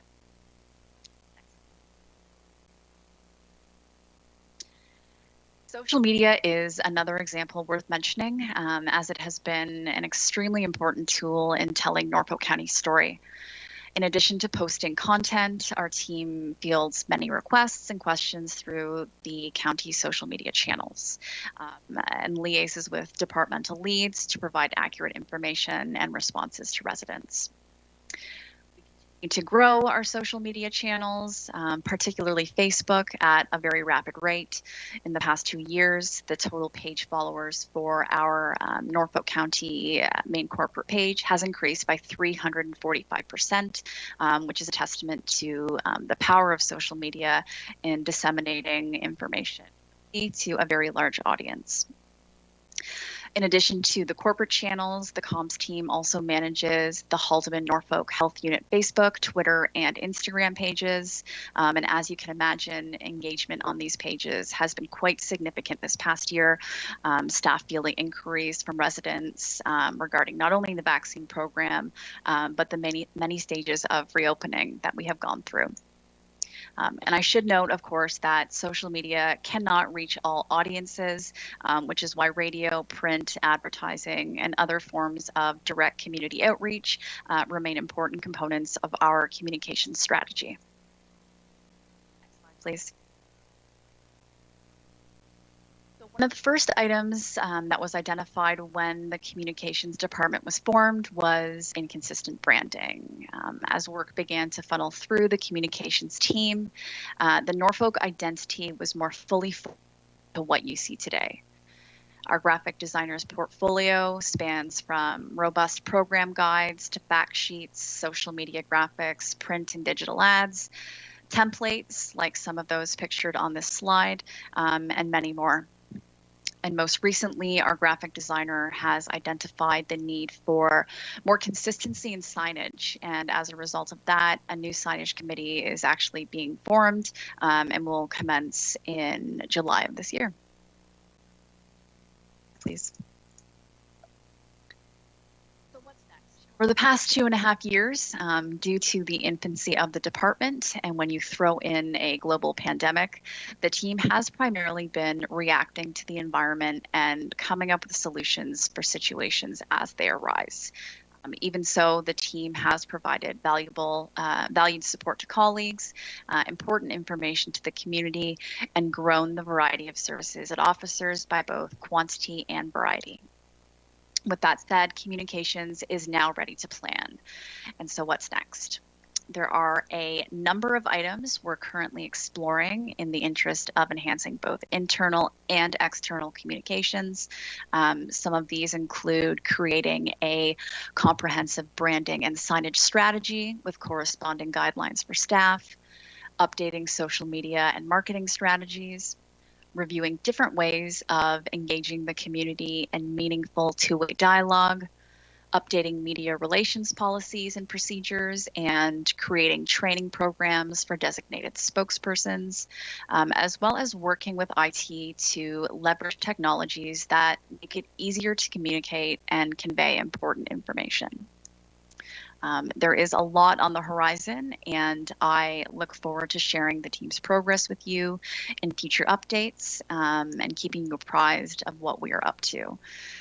If you have any questions, concerns, suggestions, please never hesitate to reach out to myself or the general communications@norfolkcounty.ca inbox.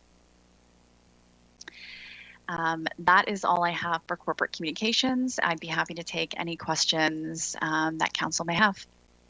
Questions from council. Councillor Columbus, go ahead. Yes, in the last couple of weeks, I've had people ask me about a hard copy of a county map available. This used to be printed by Tourism and Ec-Dev Department. Apparently, when COVID came, they were all removed from the various locations that they were in. Nobody can seem to find them, and I just wonder, are we coming out with another hard copy issue? Through the mayor, I can definitely look into that with you. I know there are a number of opportunities available with county GIS systems in terms of developing digital mapping, understanding that hard copies are still the preference for some. This is something that we can certainly look into, and I'd be back with my findings. Thank you. Councillor Van Riesche.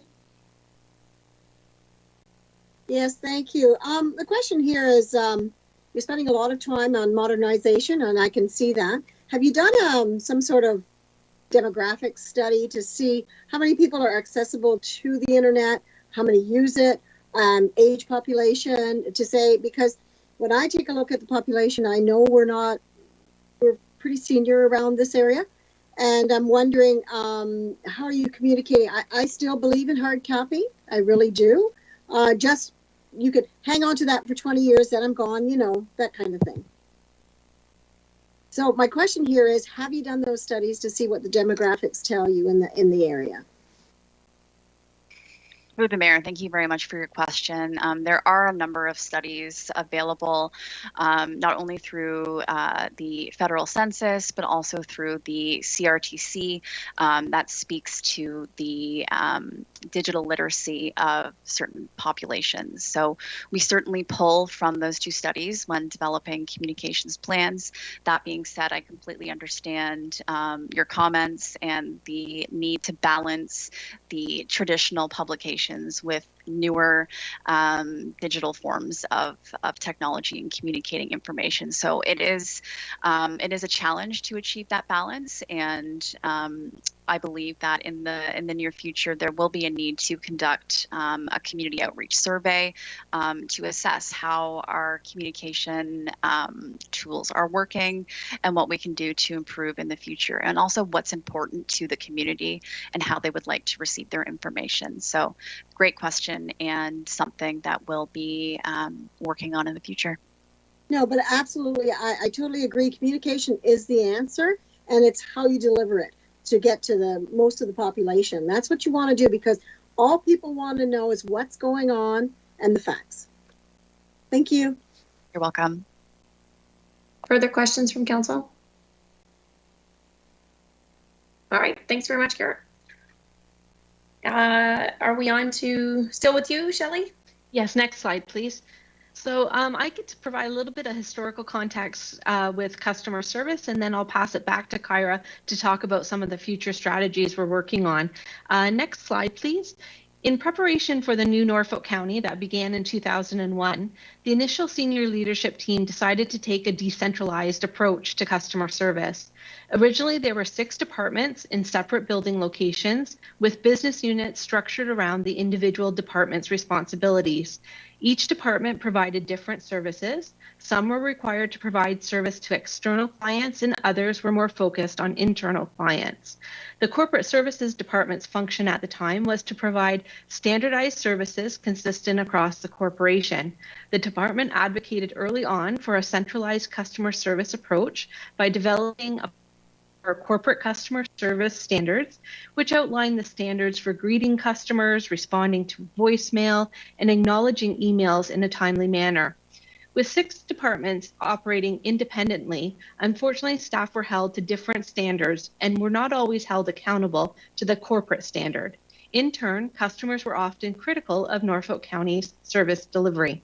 Over the years, there were several internal committees formed to review the county's customer service and find alternative ways to improve the service levels. Each time when options were reviewed, the conclusion was that a centralized customer service model would be the ideal method to provide consistent services across the board. Despite reaching this conclusion repetitively, there were several factors that prevented the county from moving forward with centralization. As a result, there wasn't a lot of advancement with respect to corporate customer service. Next slide, please. As the current council, shortly after taking office, council as a whole set out the strategic priorities for the term. Customer service was identified as one area that council wanted to improve.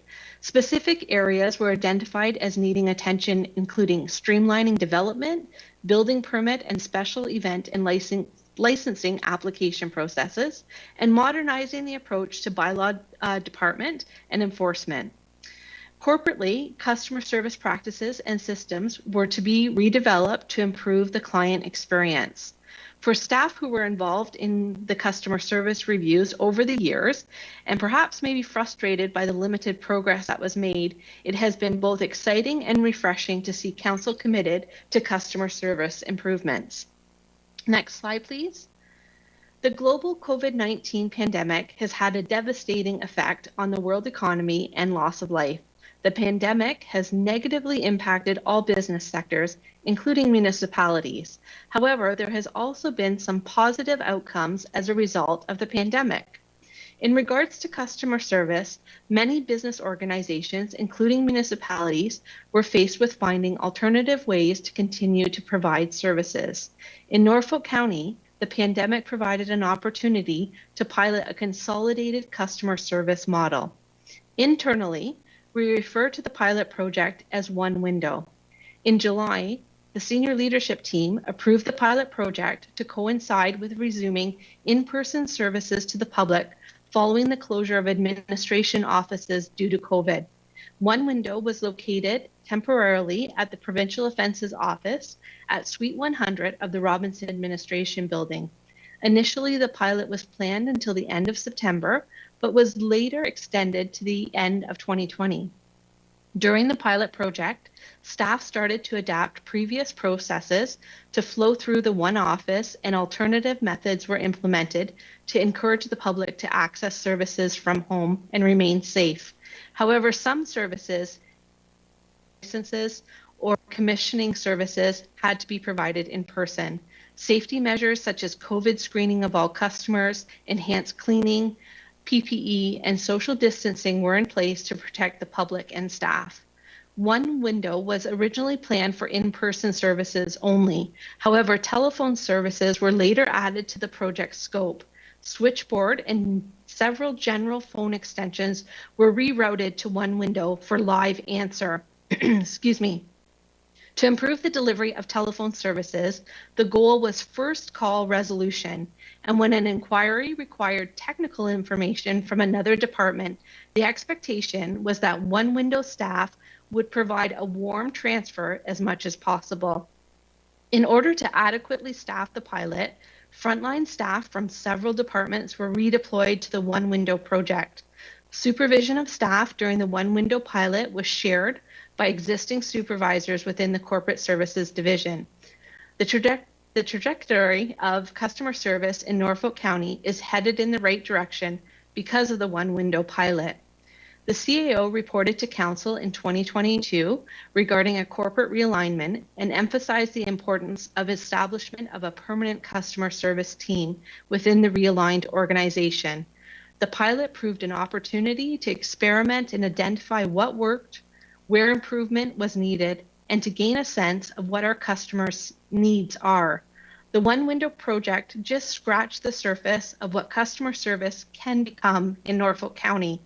Continued work to break down silos and change the culture within the organization is a work in progress. In our public survey, it was clear that people wanted one number to call for service and more online options to obtain services. Creating a centralized customer service team is key to achieving this goal. The realignment of a permanent centralized customer service team was created effective January 1st, 2021, and was named Service Norfolk. The ambassadors of the county are the 9 Service Norfolk agents that provide frontline services. All agents are provided on all services and will rotate work locations between the Robinson Administration Building, the Delhi Administration Building, and several pop-up locations currently underway in development, including Port Rowan, Langton, and further exploration on Waterford and Port Dover. The call center itself is located at the Delhi Administration Building. Current services provided by the team include responding to all incoming phone and email inquiries with current and consistent information, receiving payments, processing requests for recycling bins, bulky pickup, burn permits, marriage licenses, issuing work orders to operations in response to customer requests, and providing in-person services. Service Norfolk is also providing center as a requirement by the province to assist the public with the provincial vaccine booking tool. Future services include expansion of in-person services to several of the locations mentioned already in the West End and other pop-up locations, increased permit and application intake for other divisions, receiving payments for recreation programs and facility bookings. A working committee of staff from all divisions is currently reviewing all services to find efficiencies with a focus on simplifying the processes to the needs of the public rather than expecting the public to conform to the complicated administrative processes of the municipality. In order to measure service delivery with the customer needs and expectations, consideration of customer feedback is crucial. Future plans include a committee to regularly review feedback, hold staff accountable, and adapt processes to remain current. Next slide, please. With that, I'll pass it over to Kyra, who's going to talk a little bit about our future plans and updates that will be provided to Council over the next little bit. Kyra? Thanks, Shelley. So enhancing the reputation of Norfolk County's customer service is a key priority, and there is still much more to do. But Council has supported advancing customer service delivery by approving budget allocations for several projects. In terms of future plans, several implementations are underway to improve online services offered. Soon, customers will be able to apply for building and planning services, order and pay for services online, pay parking tickets, review their tax account transactions, pre-authorize payments, research property assessments, and more. Further implementation of e-services will also provide email billing options. So again, just going back to simplifying things for residents and ensuring that they have easy access to some of those options. A customer service strategy will also be in the works, which will provide the framework and roadmap for the future of service delivery, as well as identify opportunities for improvements. Establishing a clear-cut customer service vision involving all areas of the organization in that vision will really help foster a customer service culture that empowers staff to put the customer first. So with that, consistent training of new and existing staff in customer service fundamentals, as well as setting clear expectations and standards, is another key priority and something that we're working towards. A big item here, the implementation of a customer relationship management system, also known as a CRM, will track and record customer interactions, provide data, measure performance, identify trends and areas where there is opportunity for improvement. A CRM will store information and provide a knowledge base for staff to provide clear, concise, and consistent information in any situation. Establishing new customer service policies will also ensure that all staff are held accountable and to the same standards when dealing with the public.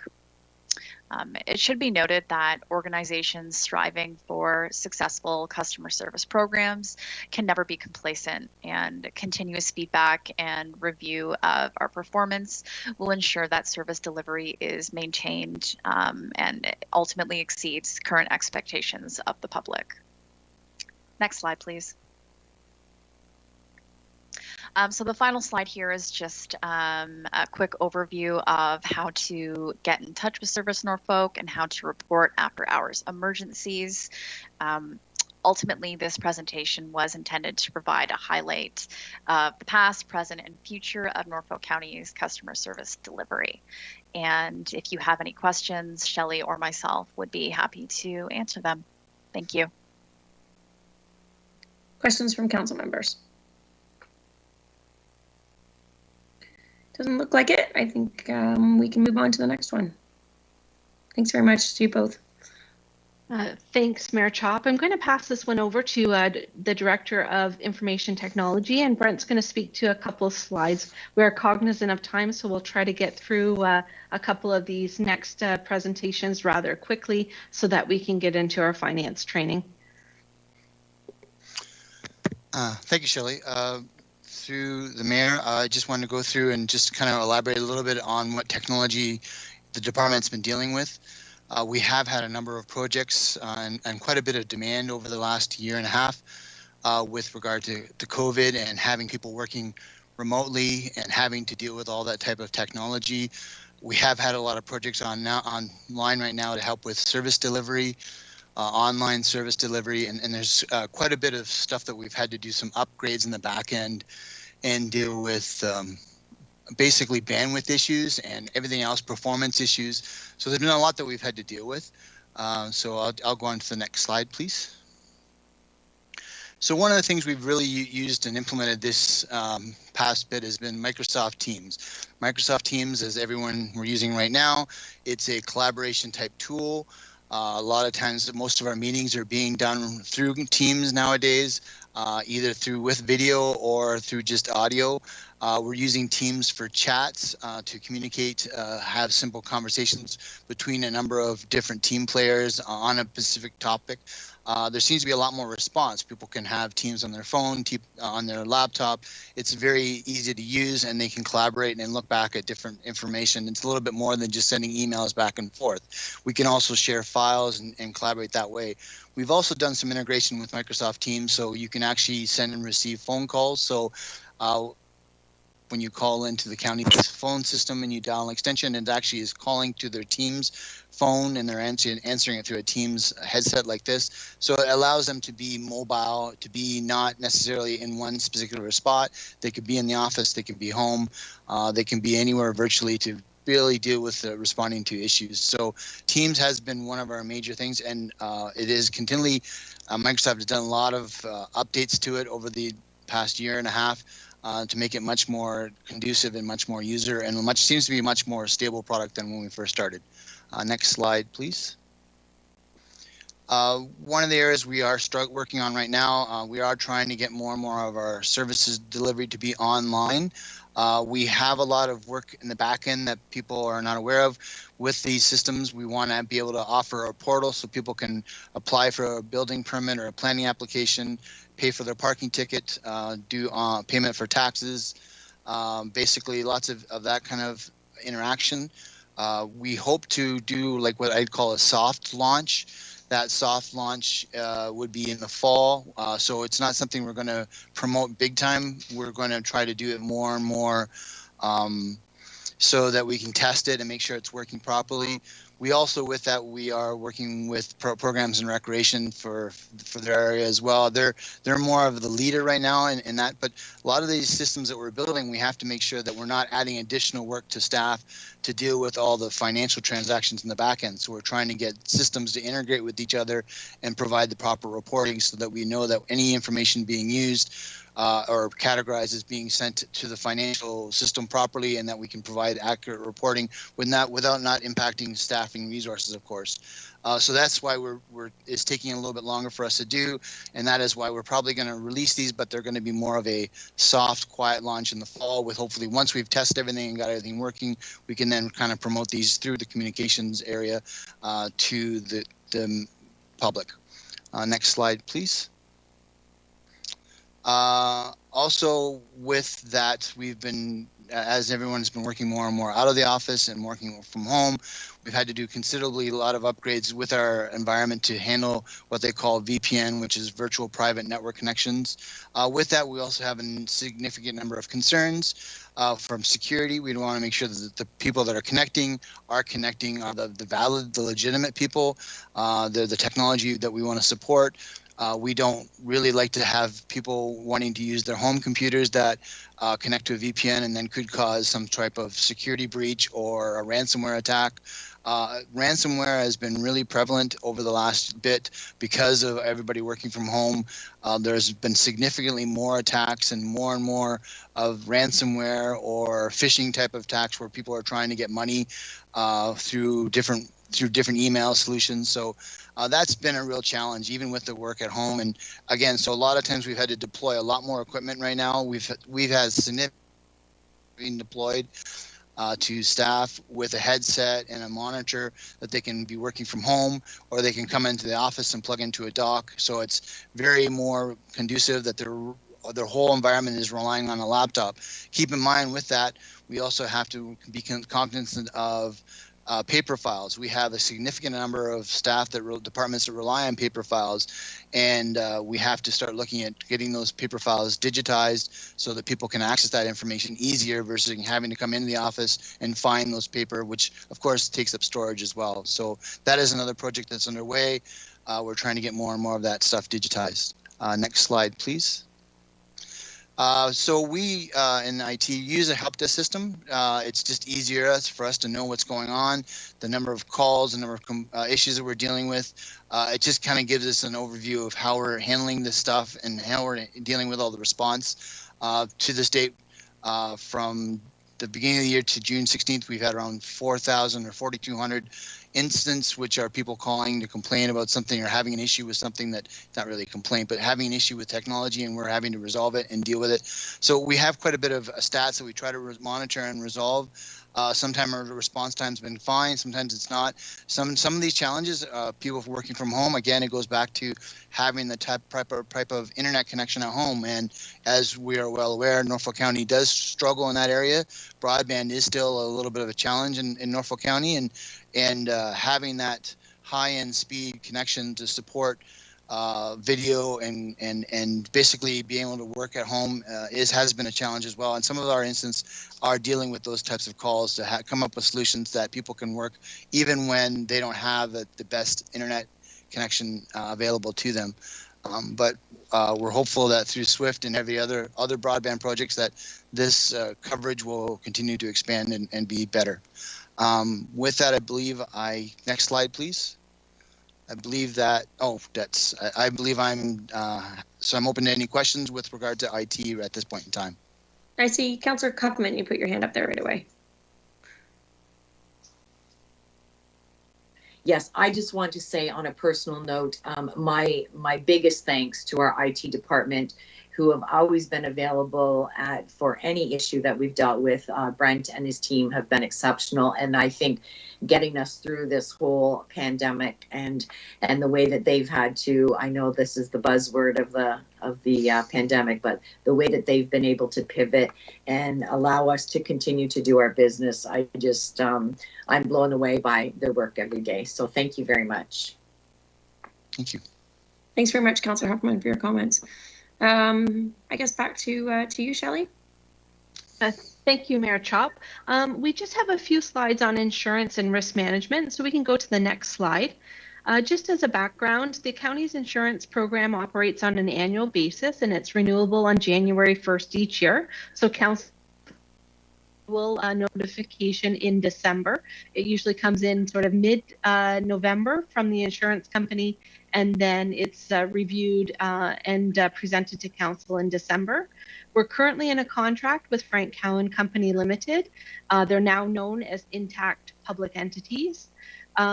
We do insure, the county insures assets totaling approximately $285 million for our property policy. That's the building, structures, and contents. Of course, then we have the licensed and unlicensed vehicles part of the insurance program, and our portfolio is comprised with a number of different policies. Next slide, please. This slide summarizes Norfolk's liability policy and confirms coverage for the corporation and additional insured, including any board, commission, or committee of council and police services board, and members of council and employees, firefighters, and volunteers. Next slide, please. This is with respect to the insurance market, and in 2019 and in 2020, Council did permit an independent insurance advisor to come on board and take a look at lowering costs of the county's insurance premiums. Unfortunately, no changes did result. However, the advisors indicated that the shift in the market has virtually stopped any opportunities for savings, and they do not foresee any changes on the horizon for at least the next 24 months. It has been noted that it's one of the hardest insurance markets the industry has seen in decades. And this is primarily due to the continuous changing legal landscape. We have a much more litigious society. We have increased award settlements.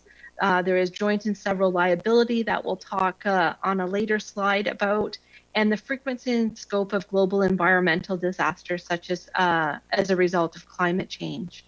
Next slide, please. When a claim is received, it's acknowledged and reviewed on an individual basis. An initial investigation is completed to determine if the matter can be resolved, and if not, the claim is assigned to an external claims adjuster to bring the matter toward resolution. If the matter does proceed to litigation or litigation is anticipated, Norfolk County's insurer assigns legal counsel to defend the county, and the county is only responsible for fees up to our deductible limit. Next slide, please. This is on joint and several liability, and I'm sure Council is familiar with this. This is legislation that directs that a person injured by two or more wrongdoers may collect his or her full damages from one of the wrongdoers, regardless of their proportion of their liability. It has significant concerns for municipalities as they are seen to have funds to support court awards, and courts are holding municipalities to very high standards. Next slide, please. The goal of risk management is to proactively identify situations that can lead to negative consequences.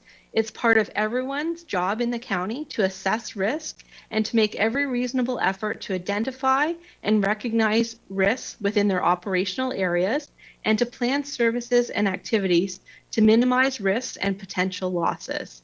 Next slide, please. Departmental procedures are structured with a view to minimize risk and reduce the frequency and severity of losses as much as possible with available resources. Well-documented records are a means of providing the proof that the county manages its risks. At times, the county does hire contractors to perform services and transferring that risk to the contractor. Contractors must provide a certificate of insurance prior to the commencement of any work to show that they have sufficient insurance in place should any action arise from their work. Next slide, please. If you become aware of a potential claim, please contact risk management. All claims submitted to the county receive a full assessment to determine if the county was negligent. As a general note, employees, council members, and volunteers should not make any commitments on behalf of the county and should direct those inquiries to risk management. Any commitments made, if not followed through, could result in finding liability against the county. Thank you. Next slide. And if there's no questions on insurance and risk management, we'll proceed to a quick overview of our purchasing policy and requirements in the county. Next slide, please. Section 270 of the Municipal Act requires that the municipality adopt and maintain policies with respect to its procurement of goods and services. Content of the county's purchasing policy is developed based on public procurement law and has been established to align with trade agreements, legislative requirements, case law, and best practice. Council has the authority for all expenditures. However, Council delegates authority to initiate procurement process for supplies and services and construction through the authorization of annual budgets or by specific resolution or bylaw. Next slide, please. The purchasing authority designate is the person responsible for ensuring that the appropriate purchasing process has taken place in compliance with the established policy and procedures. Next slide, please. Public procurement is founded on the following guiding principles. We're looking for best value for public money, accountability, openness, fairness in the process, transparency, and integrity. Next slide, please. The county's purchasing policy outlines a number of different purchasing mechanisms. They've been listed in your slides, so I won't go through them, but we have small dollar purchases up to $10,000. We have requirements for cooperative purchases. Next slide, please. We've outlined our request for quotation, which is under 50, and our requirement for request for tender, and that's anything over 50,000. And of course, our request for proposal, and that is greater than $25,000. And this is when we look to evaluate a proposal with defined criteria that is outlined in the bid document. Next slide, please. We also have a request for pre-qualifications, and we have a process for expressions of interest. Next slide, please. The bidding platform that the county uses is bids and tenders, and this really simplifies the procurement process for vendors and contractors. The platform makes it easier to receive notification of bidding opportunities, addenda, site meeting reminders, bid results, plan takers lists, and the list goes on and on. Essentially, the platform has modernized the way the county does business. And in turn, what we're seeing is a maximized competition. Our reach is greater, and so we're getting more bids in the door in combination of getting bids out to the marketplace earlier when budget is approved. So we're seeing a good uptake with this system. It also has provided a centralized electronic contract repository as well for any bid documents, which has been beneficial to the county. Next slide, please. This slide summarizes the reporting and approvals required for purchasing documents. There's 2 reports that come to council. The first is a semi-annual information report, and it's an information report because council in the policy has delegated authority to general managers to award bid documents that fall within the criteria of $50,000 to $250,000 and the CAO during summer recess. But it must meet the following conditions. It must be the lowest tender meeting specifications or the lowest proposal meeting the price per point methodology. The scope of the project cannot be changed from what council has approved. The amount of bid plus all related costs must be within the approved allocations. And then finally, it can't be any contract that is anticipated to be financed by debentures. Next slide, please. During COVID, we did make a change in the reporting to council, and we created a consolidated summary of bid award report to council. And essentially, previous to COVID, we had multiple departments preparing reports to council to accept a bid. And what we've done is we've consolidated that into one report. It typically comes once a month to council. It outlines every bid award request with details for council for approval. Next slide, please. This is just a quick slide on sort of what's next for purchasing. Staff have noted a number of key initiatives, which includes continued support and response for COVID sourcing and standardization, some further implementation of systems to streamline processes and create some further efficiencies. And with that, I'm happy to answer any questions. If not, we can move over to finance. Any questions from council? Thanks very much, Shelley. Okay, thank you, Mayor Chop. We'll move on to finance. As part of council's strategic priorities, the county has been working diligently to change and improve our financial situation by taking meaningful steps and developing long-term plans to ensure foundations for the success of the corporation and our community. Although the financial turnaround has not happened overnight, through strong financial plans, policies, principles, and processes, we are changing the financial direction of the county. With that, I would like to introduce Kathy LaPlante, who is our Treasurer and Director of Financial Management and Planning. And Kathy is joined today by Catherine Fanning, Manager of Strategic Financial Planning and Reporting. And they're going to go through the details of the finance overview for council. So I'll turn it over to Kathy now. Thank you. Thanks, Shelley, and welcome everyone to the Norfolk County 2021 Council Orientation Session on Municipal Budgets and Financial Sustainability. Just as a heads up, as some of you may know, budgets and finance is not necessarily a really exciting topic. However, Catherine and I will try our best to keep you interested, and we'll try to move through the presentation in a matter of time that we don't get you too bored. So I'll be starting off the presentation, and then Catherine will take over the lead on other sections of the presentation. So the main purpose of today's session is to walk you through and discuss the budget process and what it looks like for Norfolk County. We will cover the purpose of the Financial Management and Planning Department, the what and why we budget. We'll review the different budgets the county prepares, outline the budget process, timelines, and guidelines. We will also discuss some of the challenges being faced by the county. And finally, we will outline some steps to continue moving forward. The next slide, please. So this slide, I'm going to spend a little time on it. The Financial Management and Planning department has been evolving and has changed over the last number of years. So I'd like to spend a little bit more time on this one. So to start off, the Financial Management and Planning Department's primary purpose is the statutory responsibility to handle all the financial affairs of the municipality on behalf of and in the manner directed by you, Norfolk County Council. This is a requirement under Section 286 of the Municipal Act.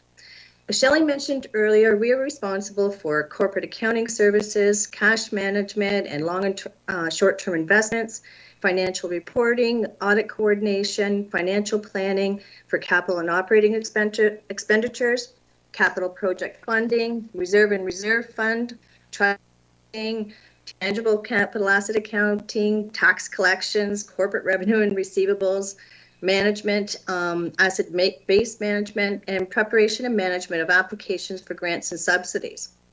As you can see, finance has a wide scope of functions that we are responsible for, and it would take a very long time to provide an overview on each item.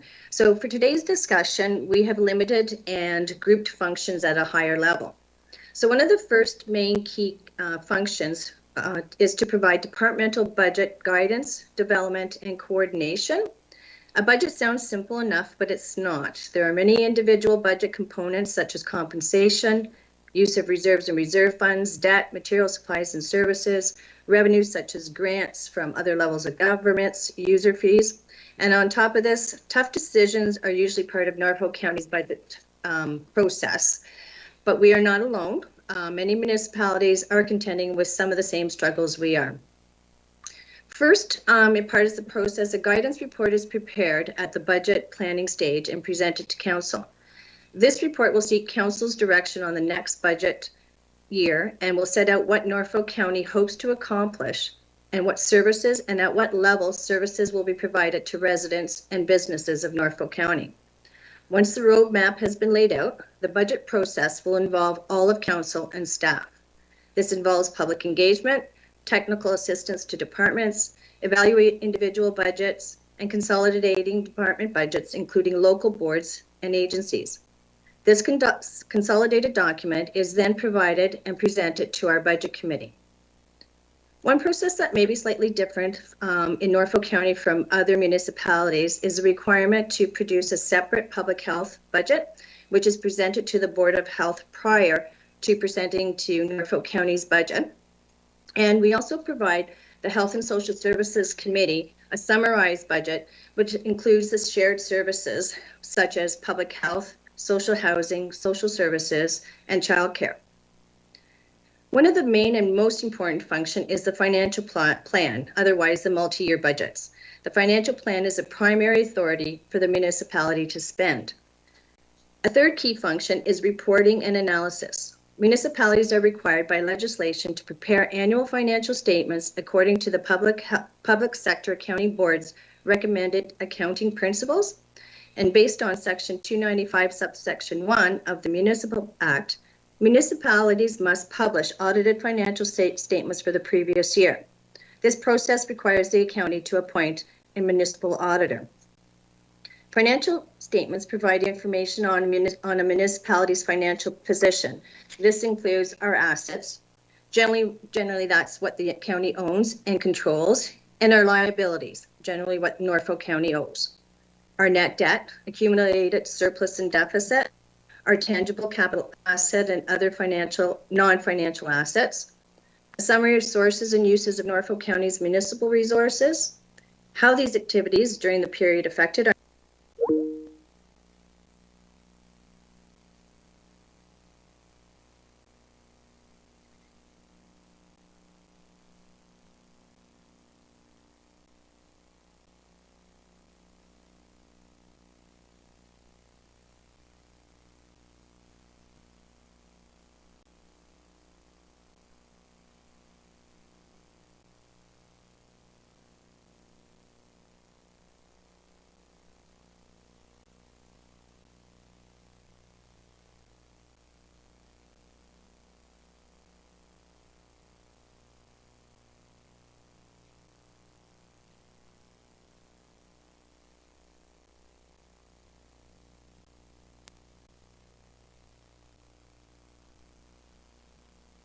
is negative, where others surrounding and similar municipalities are positive. It has taken us more than 1 year to reach this point, so we cannot correct this in one term of council, but continue to move the trajectory in the positive direction. A second document required by the Government of Ontario is the Financial Information Return, also known as the FIR. The FIR captures detailed, standardized financial and statistical information that allows comparison with other municipalities over time. The FIR data is also used by the Ministry of Municipal Affairs and Housing and other ministries for a number of purposes, such as calculating grant amounts, examining the financial status of municipalities, and preparing municipal debt limit reports. And just as a side, in addition to these two statements that financial management and planning is also is responsible for reporting to various ministries, we also produce at times over 140 different financial reports in 1 year to various ministries. They'll both be for operating and infrastructure funding. The next key function that is important, which goes hand in hand with the approved financial plan, is budget management and control. Timely reports to management and council are necessary to show whether actual expenditures and revenues are conforming to the approved budget. Timely reports that identify significant differences can then be addressed to minimize any deficits that are anticipated. The other area is revenue, billing, and collection, which is also a very key financial function. Revenues are basically the income for the county and are used to pay for services. Example includes property taxes, which is our main source of revenues. It's calculated based on two components, a tax base in accordance with the Assessment Act and tax rates determined by Norfolk County, subject to provincial rules. Other revenues include conditional and unconditional grants to assist in meeting the cost of delivering services to Norfolk County residents. Conditional grants are for specific programs or services, social services, and transportation. By contrast, unconditional grants can be used to pay expenses as council decides. The main unconditional grant that Norfolk County receives is the Ontario Municipal Partnership Fund, aka we call it the funding. Other revenues include user fees and charges for services such as recreation and facilities, plus fees for licenses, permits, and rents. In addition, fines and penalties. The source for fines and penalty includes fines for not complying with Norfolk County bylaws, building code, and other acts. The most common are parking or traffic violations and for violations of building regulations. And finally, investment income. Investments of excess cash that is not immediately needed to pay for Norfolk County's expenses at that time. And finally, the final key function is under corporate accounting, another wide scope function. Corporate accounting includes account payables, banking, and recording all the transactions in a manner to prepare timely financial statements and the FIR. Without the development of a good financial system that follows reporting policies and guidelines, these reports would be very time consuming and very difficult to produce. Next slide, please. Okay, and to move on, so now we're going to move into what and why about budgeting. So basically this part of the presentation is a very quick municipal budgeting 101 overview. So what is a budget? The budget determines the level of service provided to residents, as well as what infrastructure will be purchased, built, and repaired. In essence, the budget reflects the county's priorities by voting with dollars. The budget is a financial plan that sets out the county's planned expenditures and the methods of financing those expenditures. It provides a statement of priorities, establishes spending limits on programs and services, and also reflects funding practices and policies. Overall, this is the basis of financial decision making.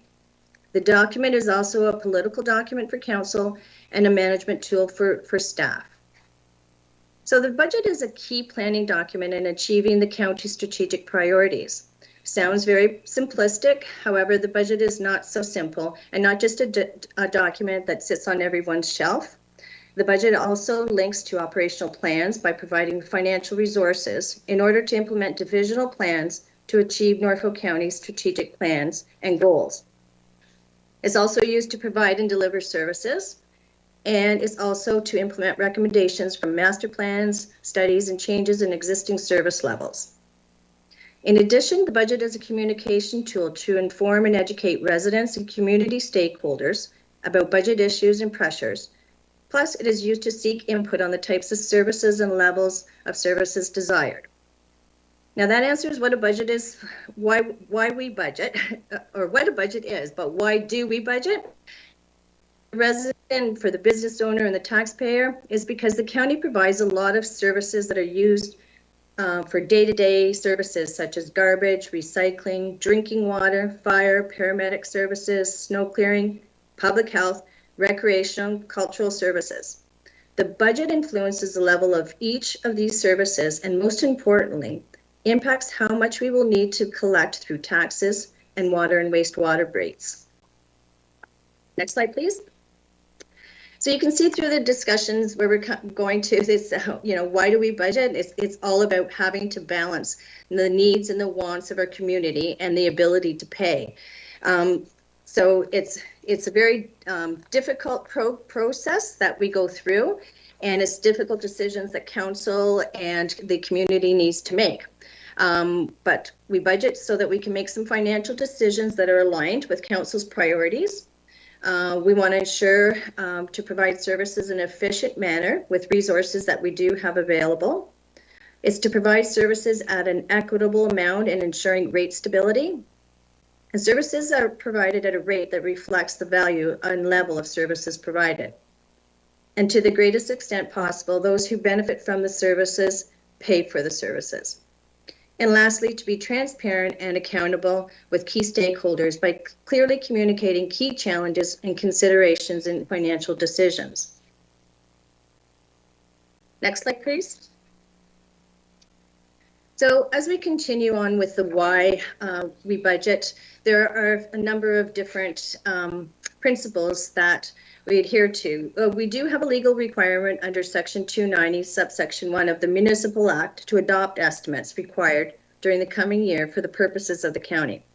Besides the legal requirement, the county needs to be fiscally accountable to former, current, and future taxpayers, plus businesses and investors, in order to allocate dollars responsibly based on the community's and council's priorities and needs. The overall goal is to achieve long-term strategic goals and rate stability. As I mentioned before, there's three main principles.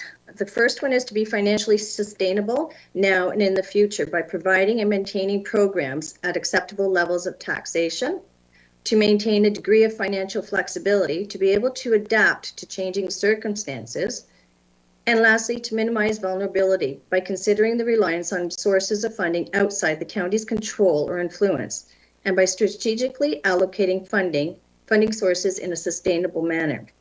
This wraps up this part of the presentation, so I'll now turn it over to Catherine. Thanks, Kathy. Let's talk about what the different types of budgets are.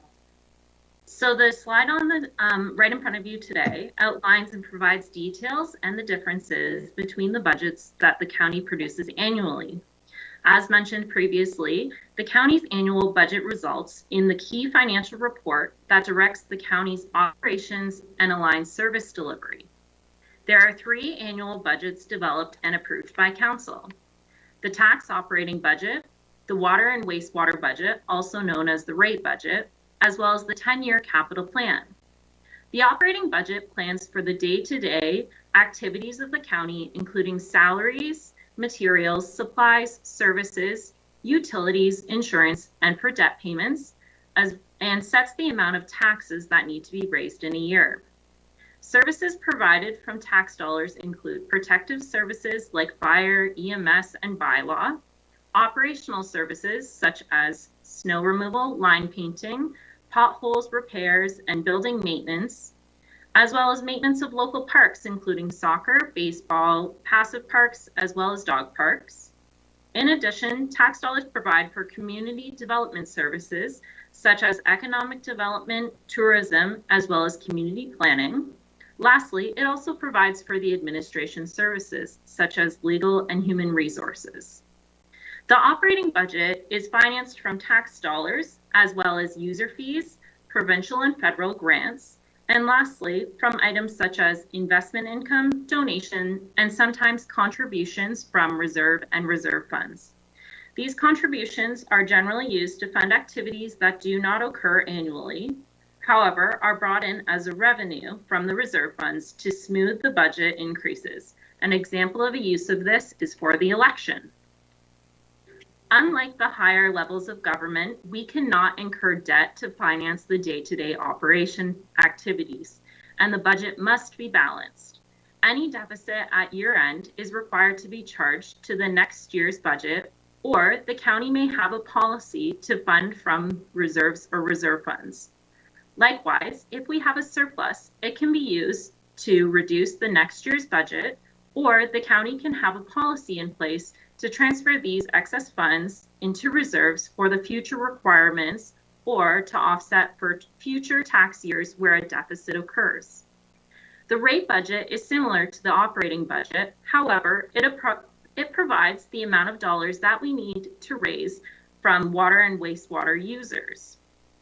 The water and wastewater rates are driven by the operating and infrastructure needs and are highly sensitive to the consumption and the number of users, as the amount to produce potable water and to maintain wastewater collection and treatment plants is 100% collectible from these users.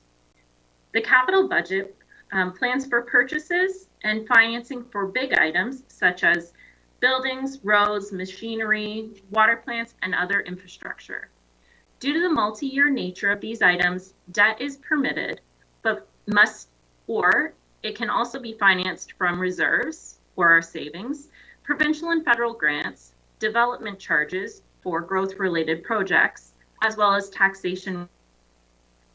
Taxation revenues are used when there are no alternative financing sources available. In summary, let's look at the similarities and differences between the operating and capital budgets. Both budgets provide for services and programs delivered by the county. However, the types of expenditures differ, as well as the sources of financing differ. The operating budgets provide for the day-to-day costs to deliver services, as well as for small infrastructure maintenance costs. The scope of the budget is 1 year in nature with a high level forecast for future years. The capital budget is provided for the replacement of and for new infrastructure, and it is planned for a longer term. In our case, we complete the plan for 10 years. Many projects that are included in the capital plan take over 1 year to complete. You have already noticed that the budgets are interconnected. The operating budget will be used to fund the capital infrastructure through debenture or borrowing costs, as well as to pay for contributions to reserve and reserve funds for our savings. Therefore, things planned in the capital budget strongly influence the operating budget due to the financing costs that need to be completed. Now that we'll move to the next slide.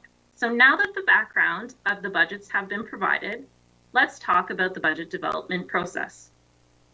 This slide displays our regular process, which was followed in 2020. I will briefly take you through that now.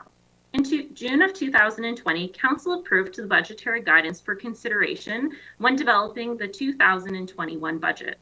Starting in July and August, departments and financial services staff worked together to prepare the preliminary budgets. Generally, this process involves a line-by-line scrub to identify savings and efficiencies. In September, the preliminary budgets were sent to financial services for an additional scrub and then were prepared for review by the senior leadership team. September also saw the completion of our public engagement process. This process was new within the 2021 budget and was designed to get feedback from residents on the services provided and the affordability of tax rates for Norfolk County residents. The process itself included a live public engagement session as well as an online survey. New budget initiatives continued into October with a Shark Tank presentation held with the members of the departmental leadership team. The intent of this process was to brainstorm ways to find the additional savings and efficiencies that could be included in the 2021 budget as options.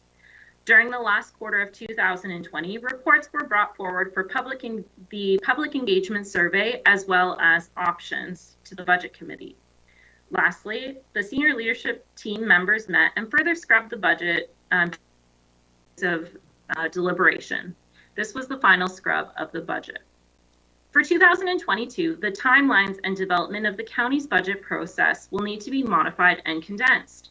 However, what it will actually look like is continuing to be reviewed and will be presented to council later this month for consideration. The main reasons for a condensed process this year is as a result of COVID-19, as well as limited resources within the financial management and planning team, as well as all other departments. In addition, staff are continuing to implement the significant service level changes as approved through options within the last 2 budget cycles, and it is recommended that we take a moratorium on further major service level changes while the implementation continues. We'll move into the next slide.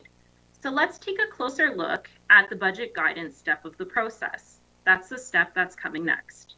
So as mentioned, this budget guidance report provides the guiding principles and priorities and is approved by council at the initiation of the budget process. This report sets a framework for staff to work towards while developing the budgets and assists in smoothing out the budget process. The report identifies the overall percentage increase for staff to target, as well as discusses high-level pressures. In addition, it outlines proposed dates the budgets will be reviewed by the Budget Committee. We're going to move into the next slide, which looks at the guidance for all budgets, how it's presented at the same time. And that's an indication of the interconnectivity of all of the budgets. So the operating budget is used to fund capital infrastructure through debenture payments to pay for annual principal and interest payments. This is called the pay-as-you-go plan, as well for contributions to reserve and reserve funds from the tax levy. It also includes any increased or reduced operating costs as a result of infrastructure decisions. On the other side, the capital budget includes funds from the tax levy and water and wastewater rates where there are no reserve or reserve funds to finance certain capital needs, as well as debt charges to finance costs related to infrastructure where no funding sources are available. So we'll move into the next slide. There are many other items that influence or impact the budget. This slide displays many of the cost drivers, which include the budget. Just to touch on a few, some drivers include economic trends such as unemployment and building growth, implementing the strategic plan. These items are built into both budgets. However, should be noted that the plan is a longer term goal and is not necessarily achieved 100% in the budget each year, but provides the direction and goals for that council and Norfolk County is moving towards. It also provides for new and enhanced programs, personnel costs, levies for outside boards, including our library board, police board, and Conservation Authority, as well as the Grand River Conservation Authority, and addresses things like growth and our assessment base. And with that, this finalizes our section on the municipal budgeting one-on-one. So we will move into specific budgetary challenges faced by Norfolk County.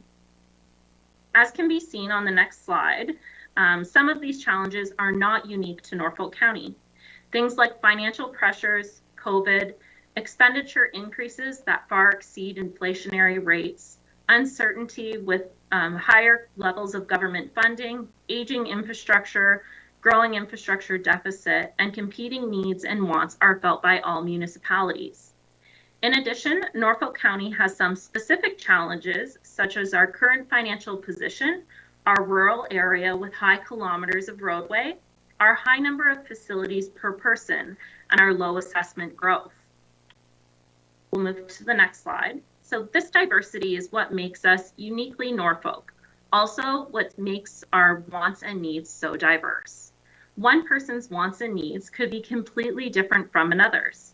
Some of our services that are outlined on this slide. This isn't an inclusive list, but it's just a sample. You could add more services like soccer parks, library services, or school crossing guards. As mentioned at the beginning, the purpose of the budget is to allocate dollars to priorities. This brings us to the fundamental dilemma. How do we make this decision? Kathy will now talk more about the trade-off.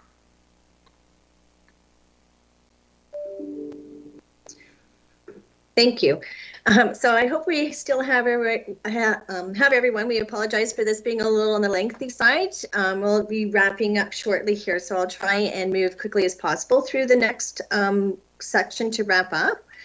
So like Catherine mentioned, there is definitely some balancing, allocating resources, and there's some definitely trade-offs. This diagram demonstrates the trade-offs that we need to deal with when budgeting. So, you know, it's not just a simple mathematical calculation. The budget's a lot more complicated. The basic equation, revenues minus your expenditures will equal your net levy requirement, is quite simple, but it's the implications that make the budget more difficult. A budget is, in essence, it tries to balance being affordable, sustainable, and providing services. We talked about financial stability, which is the capacity to deliver services and meet contractual commitments while still planning for the future. So if you look at this diagram that we have up on the screen right now, often just two of the three components are met, and you end up with one of the following scenarios. If you land within the affordable and sustainable area, here taxes are low and reserves are funded. The trade-off here is the level of services. If you land between sustainable and service levels, here service level high and reserves are funded. The trade-off here is taxes are also high.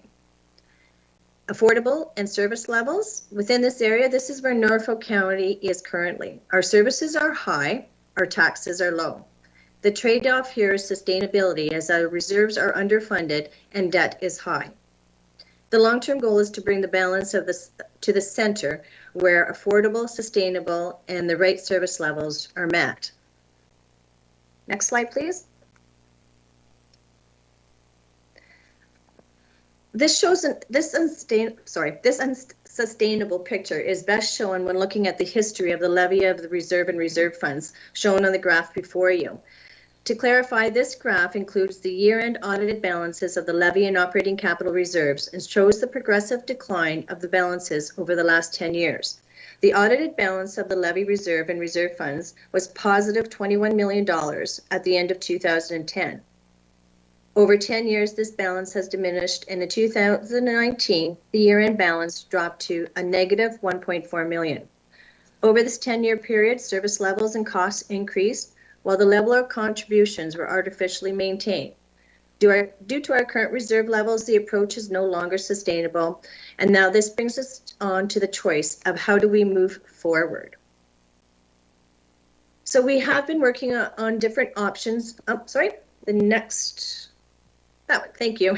So we have been working over the last few years on a number of different options that Council has approved. We're continuing to implement these options. They're a little slower than originally anticipated due to a number of different reasons. One mainly, again, you've heard many times, COVID.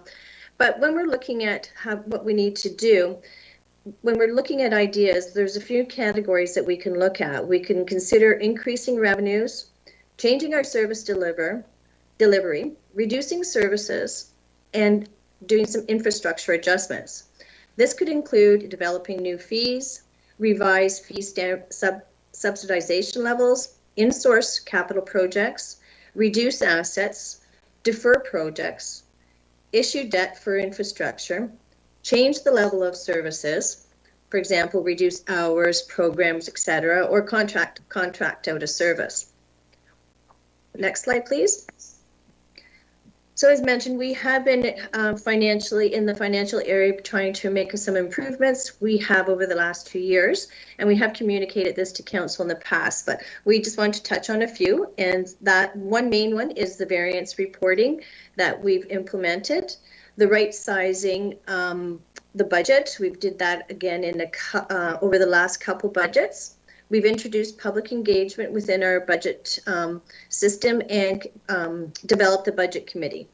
We've implemented a number of accounting efficiencies and options. We've corrected a number of different accounting records. We've completed various studies such as the water rate study, the development charge study. And we've also developed and implemented a changed process for accounts payable to improve cash flow and maximize cash balances for short-term investments. And with great news, we have started to build our capital reserves.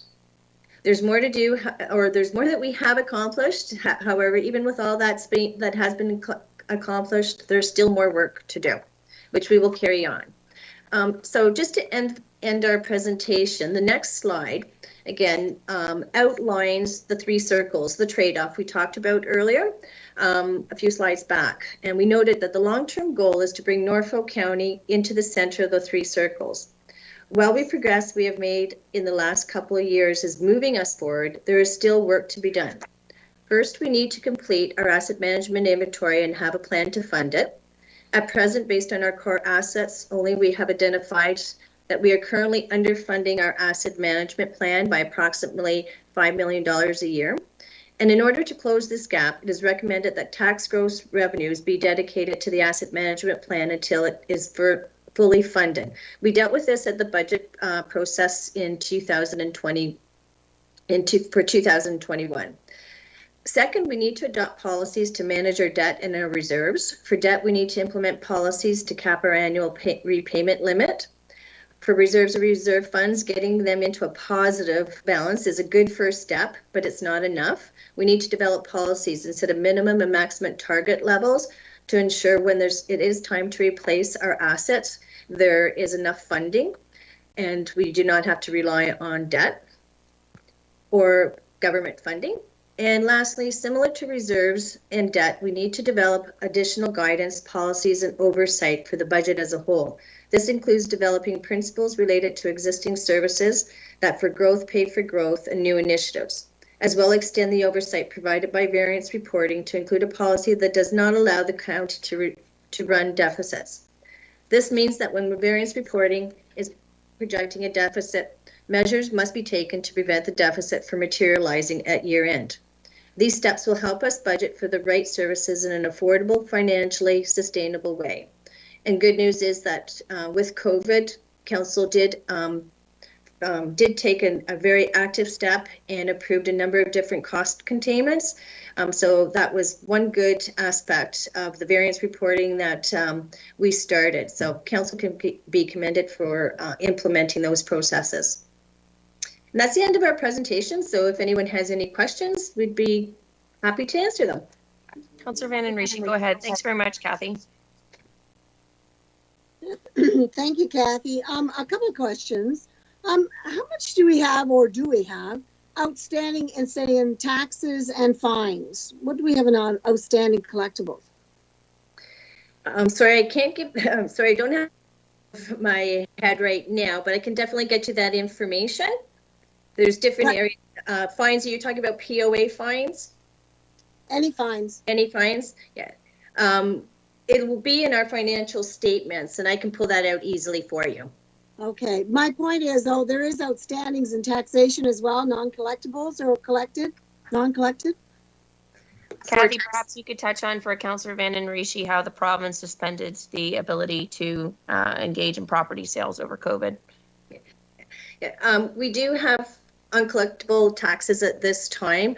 There is a process for property, putting properties up for sale for non-payment of taxes. However, as Councillor or Mayor Chop has indicated, the province did implement, they basically put a moratorium on that process. And so that has basically been close to 2 years that we haven't been able to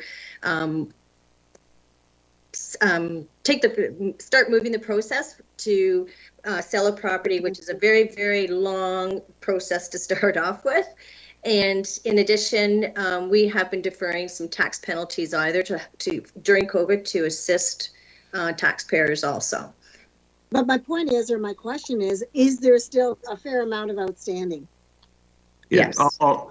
Yeah, and through the chair, if I can add, you know, generally because taxes are a specific lien on the property, you know, It does take a long time to do it. However, there are situations, and there will be a report coming to council where, due to insolvency and and other priority claims, there may not be an opportunity for us to actually collect the taxes.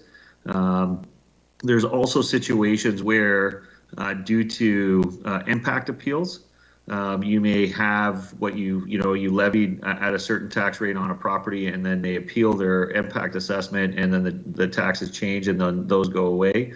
The one thing that this county did not have was sufficient reserves for those write-offs. And that's something that's going to be adjusted.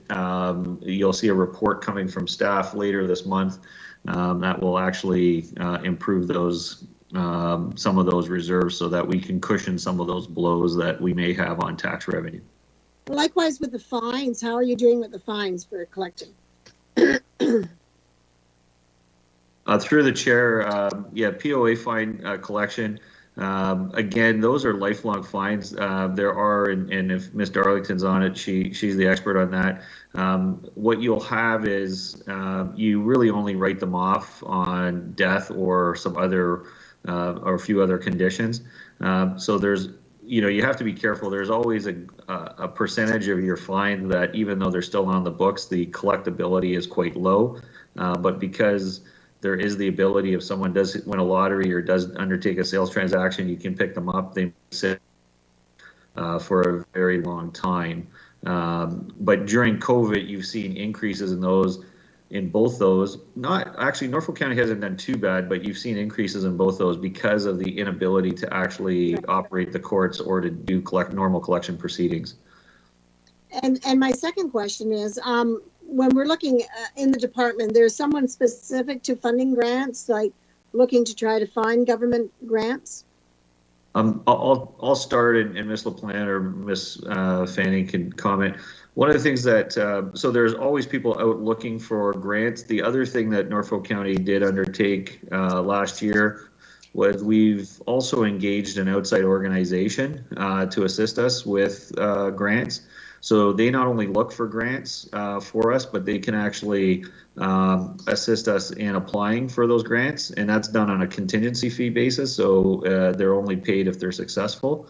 And what we've decided as staff is that, all these grant applications take a long time and a lot of resources to do them and to do them well.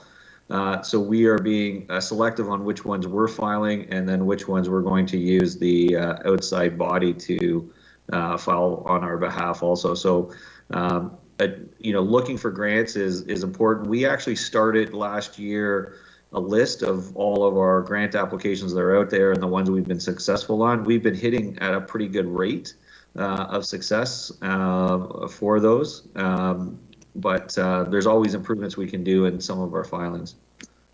And Jason, if I can just add, for the time required to make some of these applications is very time consuming, but on the other side, when we are successful, there's a lot of time spent on the reporting side to the ministries once we are successful on the applications and the projects start. So the more success we have on that too, there's more reporting that we have.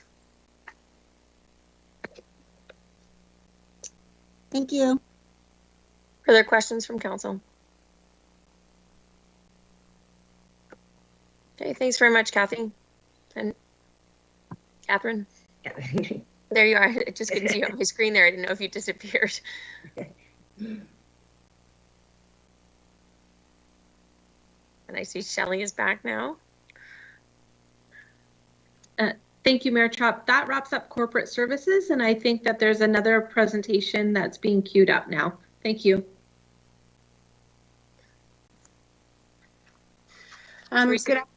Sorry. No, go ahead, Heidi. Sorry, Mayor Chop. Good afternoon, Mayor Chop and members of council. I'm going to quickly go through the Health and Social Services presentation and try my best to leave some time for questions. I do want to acknowledge that I'm joined this afternoon by the Health and Social Services Directors team, Bill Nolan, who's the Administrator of Norview Lodge, Stephanie Pongrass, the Director of Public, Chimere Okoronkwo, the Director of Quality Planning, Accountability and Performance, which we also call QPAP, and Stephanie Rice, who's the Acting Director of Social Services and Housing. Next slide, please. So these are the topics that I'm going to cover. We're just going to go over the division structure, governance, accountabilities, a brief overview of each of the departments within the Health and Social Services Division, and then touch on some emerging issues. So next slide, please. The Health and Social Services Division was formed in 2001 when the region of Haldimand Norfolk was dissolved and the two single-tier counties of Haldimand and Norfolk were created. Our main office is in Simcoe, and we have two offices in Haldimand, specifically Dunnville and Caledonia. We deliver what we call the shared services with Haldimand County, so specifically public health, Ontario Works, children's services, and housing and homelessness prevention. And the costs to each county are attributed based on the arbitrated settlement. Essentially, if a cost can be specifically attributed to one county over the other, then that is the county that pays the cost. And those costs that are shared are divided based on the percentage of households. So for example, in the area of housing, if a housing building is physically located in Norfolk, that cost is attributed to Norfolk. If it is in Haldimand, it's attributed to Haldimand County. And then, of course, we have Norview Lodge, which is Norfolk County's municipal long-term care home. So next slide, please. In terms of our governance structure, Norview Lodge reports directly to Norfolk Council. In terms of the shared services, we have the Health and Social Services Advisory Committee, which is made up of 3 members of Norfolk Council and 3 members of Haldimand, in order to permit and have a venue for Haldimand County Council to give input and recommendation to Norfolk Council as the Board of Health and the Consolidated Municipal Services Manager for Social Services. You will see in the reports that come through Advisory Committee that there is a section that says Advisory Committee recommendation. Sometimes it will say as presented in the staff report. Sometimes there will be a different recommendation. If Advisory Committee chooses a recommendation that is different than what staff is putting forward in the report, then it is the recommendation of Advisory Committee that comes forward to Norfolk Council for consideration. When we have Board of Health and CMSM reports that have a direct impact on Haldimand County and are of a significant nature, then we do our best to present them to Haldimand County before they come to Norfolk as information, and to give Haldimand County Council the opportunity to provide recommendation to Norfolk Council for consideration. Present any of our reports to Haldimand County at their request. Next slide, please. So in addition to being accountable to receiving funding from Haldimand County Council and Norfolk County Council through the property tax, we do receive provincial funding from a number of provincial ministries that are listed on that slide. And we do have program funding guidelines for each of our ministry partners and each of our programs that we are accountable to. And there, as our colleagues in finance mentioned, there is financial and programmatic reporting that goes for we are responsible for with each of those programs and provincial ministries. In social services, specifically in our legacy social housing and in licensed childcare, we also receive funding from the federal government, and we are accountable for that, and we have associated reporting with that. Next slide, please. Norview Lodge is our municipal long-term care home. There are 179 long-term care beds. For those of you who have not been to Norview Lodge yet, and I certainly am hoping to get over to Norview once things settle down with COVID, it is a 2-story building, and it is separated into 8 home areas that are, one of which is a secure home area for people who are living with dementia.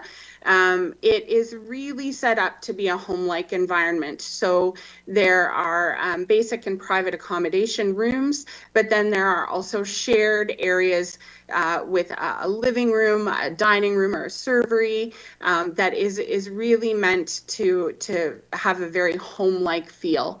And then on this main floor in the central area of the home, there are some shared areas where the residents can gather. There's a gift shop, there's a gathering place, and the Dwayne Rollison therapy room. Next slide, please. Norview Lodge is supported by the community in a number of ways, and we really like to appreciate all of the contributions and donations that we receive from individuals and organizations within the community, and we want to acknowledge and thank them. And so Norview Lodge has the Work of Heart program, where we can receive donations to purchase items that would enhance the quality of life for residents. And you can see some of the examples there on the slide. On the main floor, in the great room next to the chapel, we do have a donor wall where we acknowledge all of our donors. Next slide, please. Participation of residents and family is incredibly important at Norview Lodge. We want to make sure that we're listening to the voices of residents and their families, and that we're encouraging them to participate in the operations of, and that we provide opportunities for them to give feedback and raise any questions or concerns. And so the residents and their family members each have a residents council where they can partake in discussions related to ideas or suggestions or concerns regarding all aspects of care and activities within the home. Next slide, please. Norview as a long-term care home was definitely impacted by COVID-19. All of the restrictions that applied to private long-term care homes applied to Norview Lodge. We did have cases of COVID-19 affect Norview Lodge. I would say, though, that the team at Norview Lodge worked very, very hard to make sure that those cases of COVID-19 were contained and that we didn't have an expansive outbreak. And so I really want to take this opportunity to thank the team at Norview Lodge for all of their extraordinary efforts, to thank the residents of Norview Lodge for complying with the restrictions. I can't even imagine how difficult it was to be under isolation in your room at times, and to thank the families and friends of Norview Lodge residents for maintaining their distance and unfortunately not having visits at times during the pandemic. You'll see on this slide there is a link to a short YouTube video that is called #NorviewStrong. We're not going to watch it today, but I would encourage you to go to our website, which is www.hnhss.ca, and click on the Norview link so that you can watch it. And you can see examples of the incredible work that the Norview team did to support the residents during COVID-19, and the ways that the residents were able to stay connected to their families through window and outdoor visits when they couldn't have in-person visits. Next slide, please. So public health, our programs and services are, of course, delivered in accordance with the applicable provincial legislation and the Ontario public health standards. As Council is aware, we have a medical officer of health who provides medical guidance, oversight, and directions. And all of the programs that are delivered by the teams that you see on the slide focus on both health protection and health promotion. Next slide, please. The first public health team is the Healthy Growth and Development team. You can see that we have programs such as Healthy Babies, Healthy Children, and Maternal and Child Health that really focus on supporting families to have a healthy start for newborns, healthy development for children, and maternal health. We pre-COVID, and we look forward to post-COVID continuing to do in-home visits for new parents. And we also deliver pre and postnatal health services. Next slide, please. The School Health and Substance Use use team provides school health programs in both the elementary, secondary schools, including individual health support, public health support for students, as well as classroom presentations related to healthy living and health promotion. We have our oral screening program for children through Healthy Smiles and the Ontario Seniors Dental Health Program that we deliver. And related to substance use, we provide programming from a harm reduction perspective, which means that we support people and encourage people to move towards treatment, while at the same time providing supports and services, including safer drug use supplies and naloxone kits, in order to reduce harm while they are, before they decide to engage in treatment, to reduce overdose and drug-related, substance-related deaths, specifically opioids. Next slide. The environmental health team provides a number of services, as you can see on this slide, related to inspections of premises to ensure that public health legislation is followed, safe drinking water, animal bites, rabies response, vector-borne diseases, which there is a report in the works coming to Board of Health to talk about that, and also follow up on complaints. The environmental health team also includes Smoke Free Ontario, which you can see the activities there that fall under the Smoke Free Ontario program. Next slide, please. Infectious disease and vaccine preventable disease has to do with the monitoring, outbreak management of infectious diseases that are of public health significance, including sexually transmitted infections.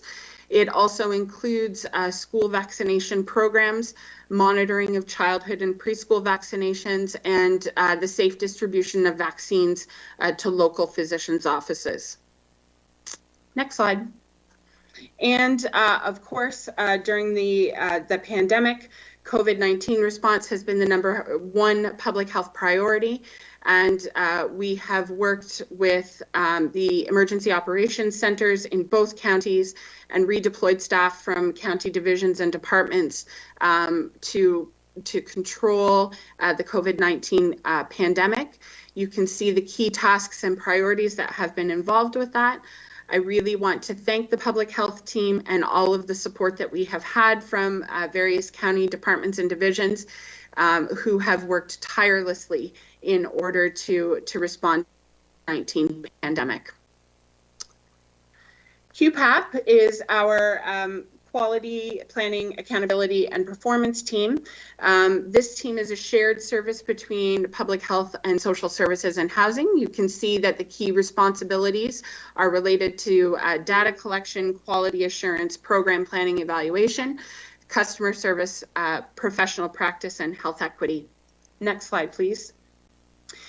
The next few slides really go into more detail about the key program areas. And so you see here, these are the tasks related to data collection, monitoring, and reporting, and quality assurance. Next slide. Program planning and evaluation. Professional practice, which makes sure that all of our programs are delivered within the professional standards established by regulatory bodies. And that we are constantly reviewing our standards for professional practice and documentation. And the QPAP department is also responsible for our customer service representatives at all 3 of our health and social services office locations. Health promotion is also part of the QPAP team. So developing and implementing health promotion strategies for all of our key diverse population health challenges, and then priority populations and health equity. So we have a team who provides support to individuals who are particularly vulnerable and at risk. They advocate for appropriate policy related to the social determinants of health, and they ensure that all of our programs are delivered from a health equity lens. These are just some photos from one of our continuous quality improvement open houses. And finally, social services and housing. So within this department, we have the programs of Ontario Works, Children's Services, Housing and Homeless Prevention Services.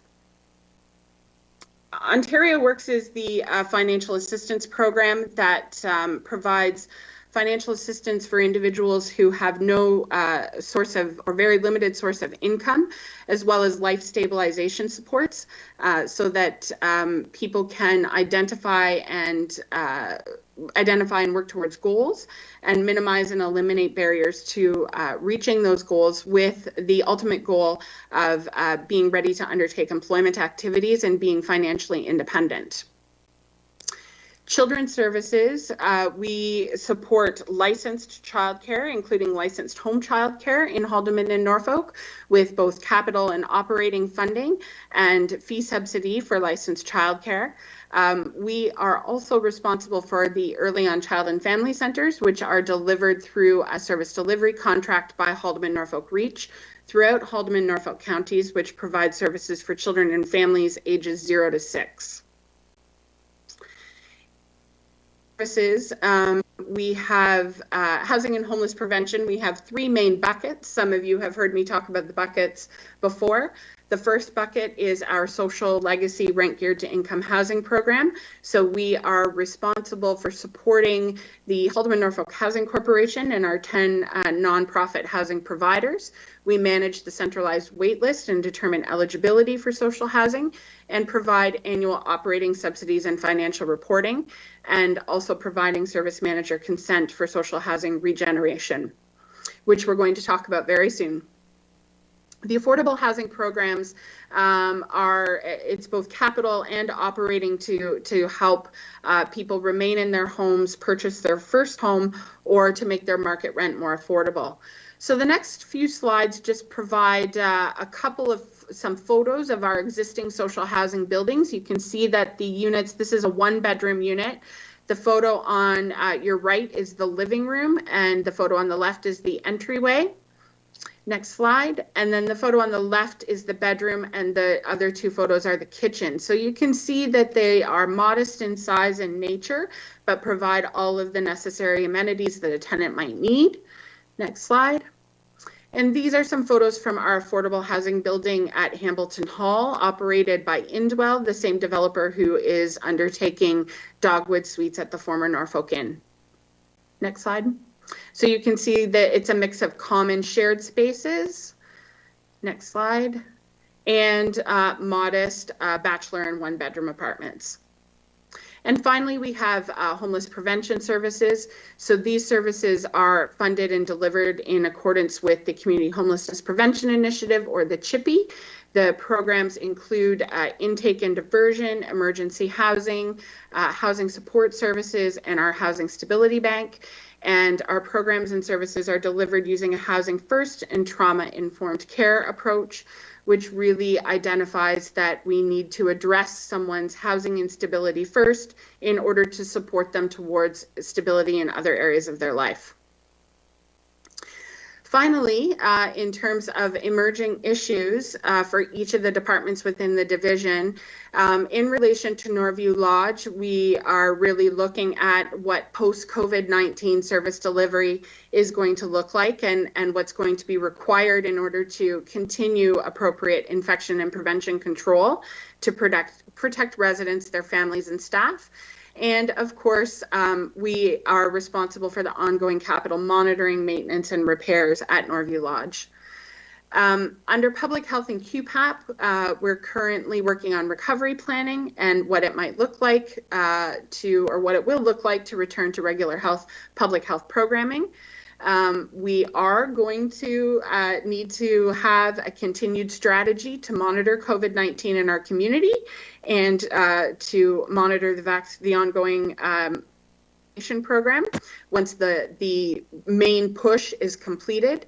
And then looking at what will happen when the province picks back up the public health modernization that they started prior to the COVID-19 pandemic. And in social services and housing, we have social assistance modernization, which is being undertaken by the province, where Ontario Works will change from a program that determines financial ability and monitors ongoing eligibility to a program that focuses more on direct support services and life stabilization. We do have a funding model change coming from Children's Services, which will have some budget impacts for 2022. And we need to assess the impact of the National Child Care Program. Issues related to social housing regeneration, looking at how we regenerate our older social housing stock in order to make sure that it remains in good repair and meets the changing demographics of the community. And then we have our second homelessness enumeration that is coming up as mandated by the province. So with that, that was a quick high-level overview of the Health and Social Services Division. I appreciate Council staying with me as I went through that, and I'd be happy to answer any questions. Thanks very much, Heidi. Councillor Huffman, I see your hands up. Thank you, Mayor Chop. Through you, Heidi, that was a great presentation. It was good, it was to the point, and it was very easy to follow. My question is, when is the next homelessness enumeration taking place? Do you have a date yet? Thank you, Mayor Chop. Through you to Councillor Huffman. We're just starting to plan for that now. Okay. I will double check the dates and then I can get that back to you. Okay, because I had expressed an interest a while ago in being able to participate in that. So, okay, thank you very much. Thank you, Councillor Huffman. I'll take note of that and we'll make sure that you're included in the enumeration. Okay, thanks. Any further questions from councillors? Okay, perfect. Thanks very much for joining us, Heidi. Thank you. And Teresa, I think is this back over to you at this point? Through the Mayor, that concludes our presentations for today's orientation session. And if there's no further questions, I just wanted to mention to Council, if you did have any questions you wrote down and still would like answers for, please send them on to our office. We will compile them and provide them back so all of Council has the answers to those questions. And then we can just conclude the meeting, if you so wish, Mayor Chop, by accepting the presentation, the confirming bylaw, and then giving everybody for our next round of meetings. Okay, sounds great. So if I could have a mover and a seconder to receive the presentations as information. Moved by Councillor Huffman and seconded by Councillor Taylor. All those in favor? And that is carried. And finally, a confirming bylaw. It'll be 2021-87 being a bylaw to confirm the proceedings of the Council of Norfolk County at the special council meeting held on the 6th day of July 2021 to be approved, signed by the mayor and clerk and affixed with the corporate seal. Mover and a seconder. Councillor Columbus, seconded by Councillor Taylor. All those in favor? And that is carried. And finally, a motion to adjourn at 12:55. Councillor Huffman, thank you. And seconded by Councillor Rabbits. All those in favor? That is carried, and council is adjourned, and at 2 p.m. for the Board of Health meeting. So okay. We'll see you then.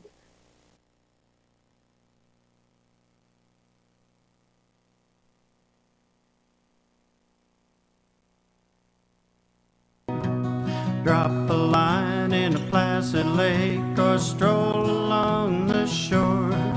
Take a tour on a peaceful country road. Bound to be back for more. Up north, on a strip of sandy soil, lies a county called Norfolk. It's Ontario, south coast, you know, and it's surely not remote. If you pass through or spend a day or decide to call it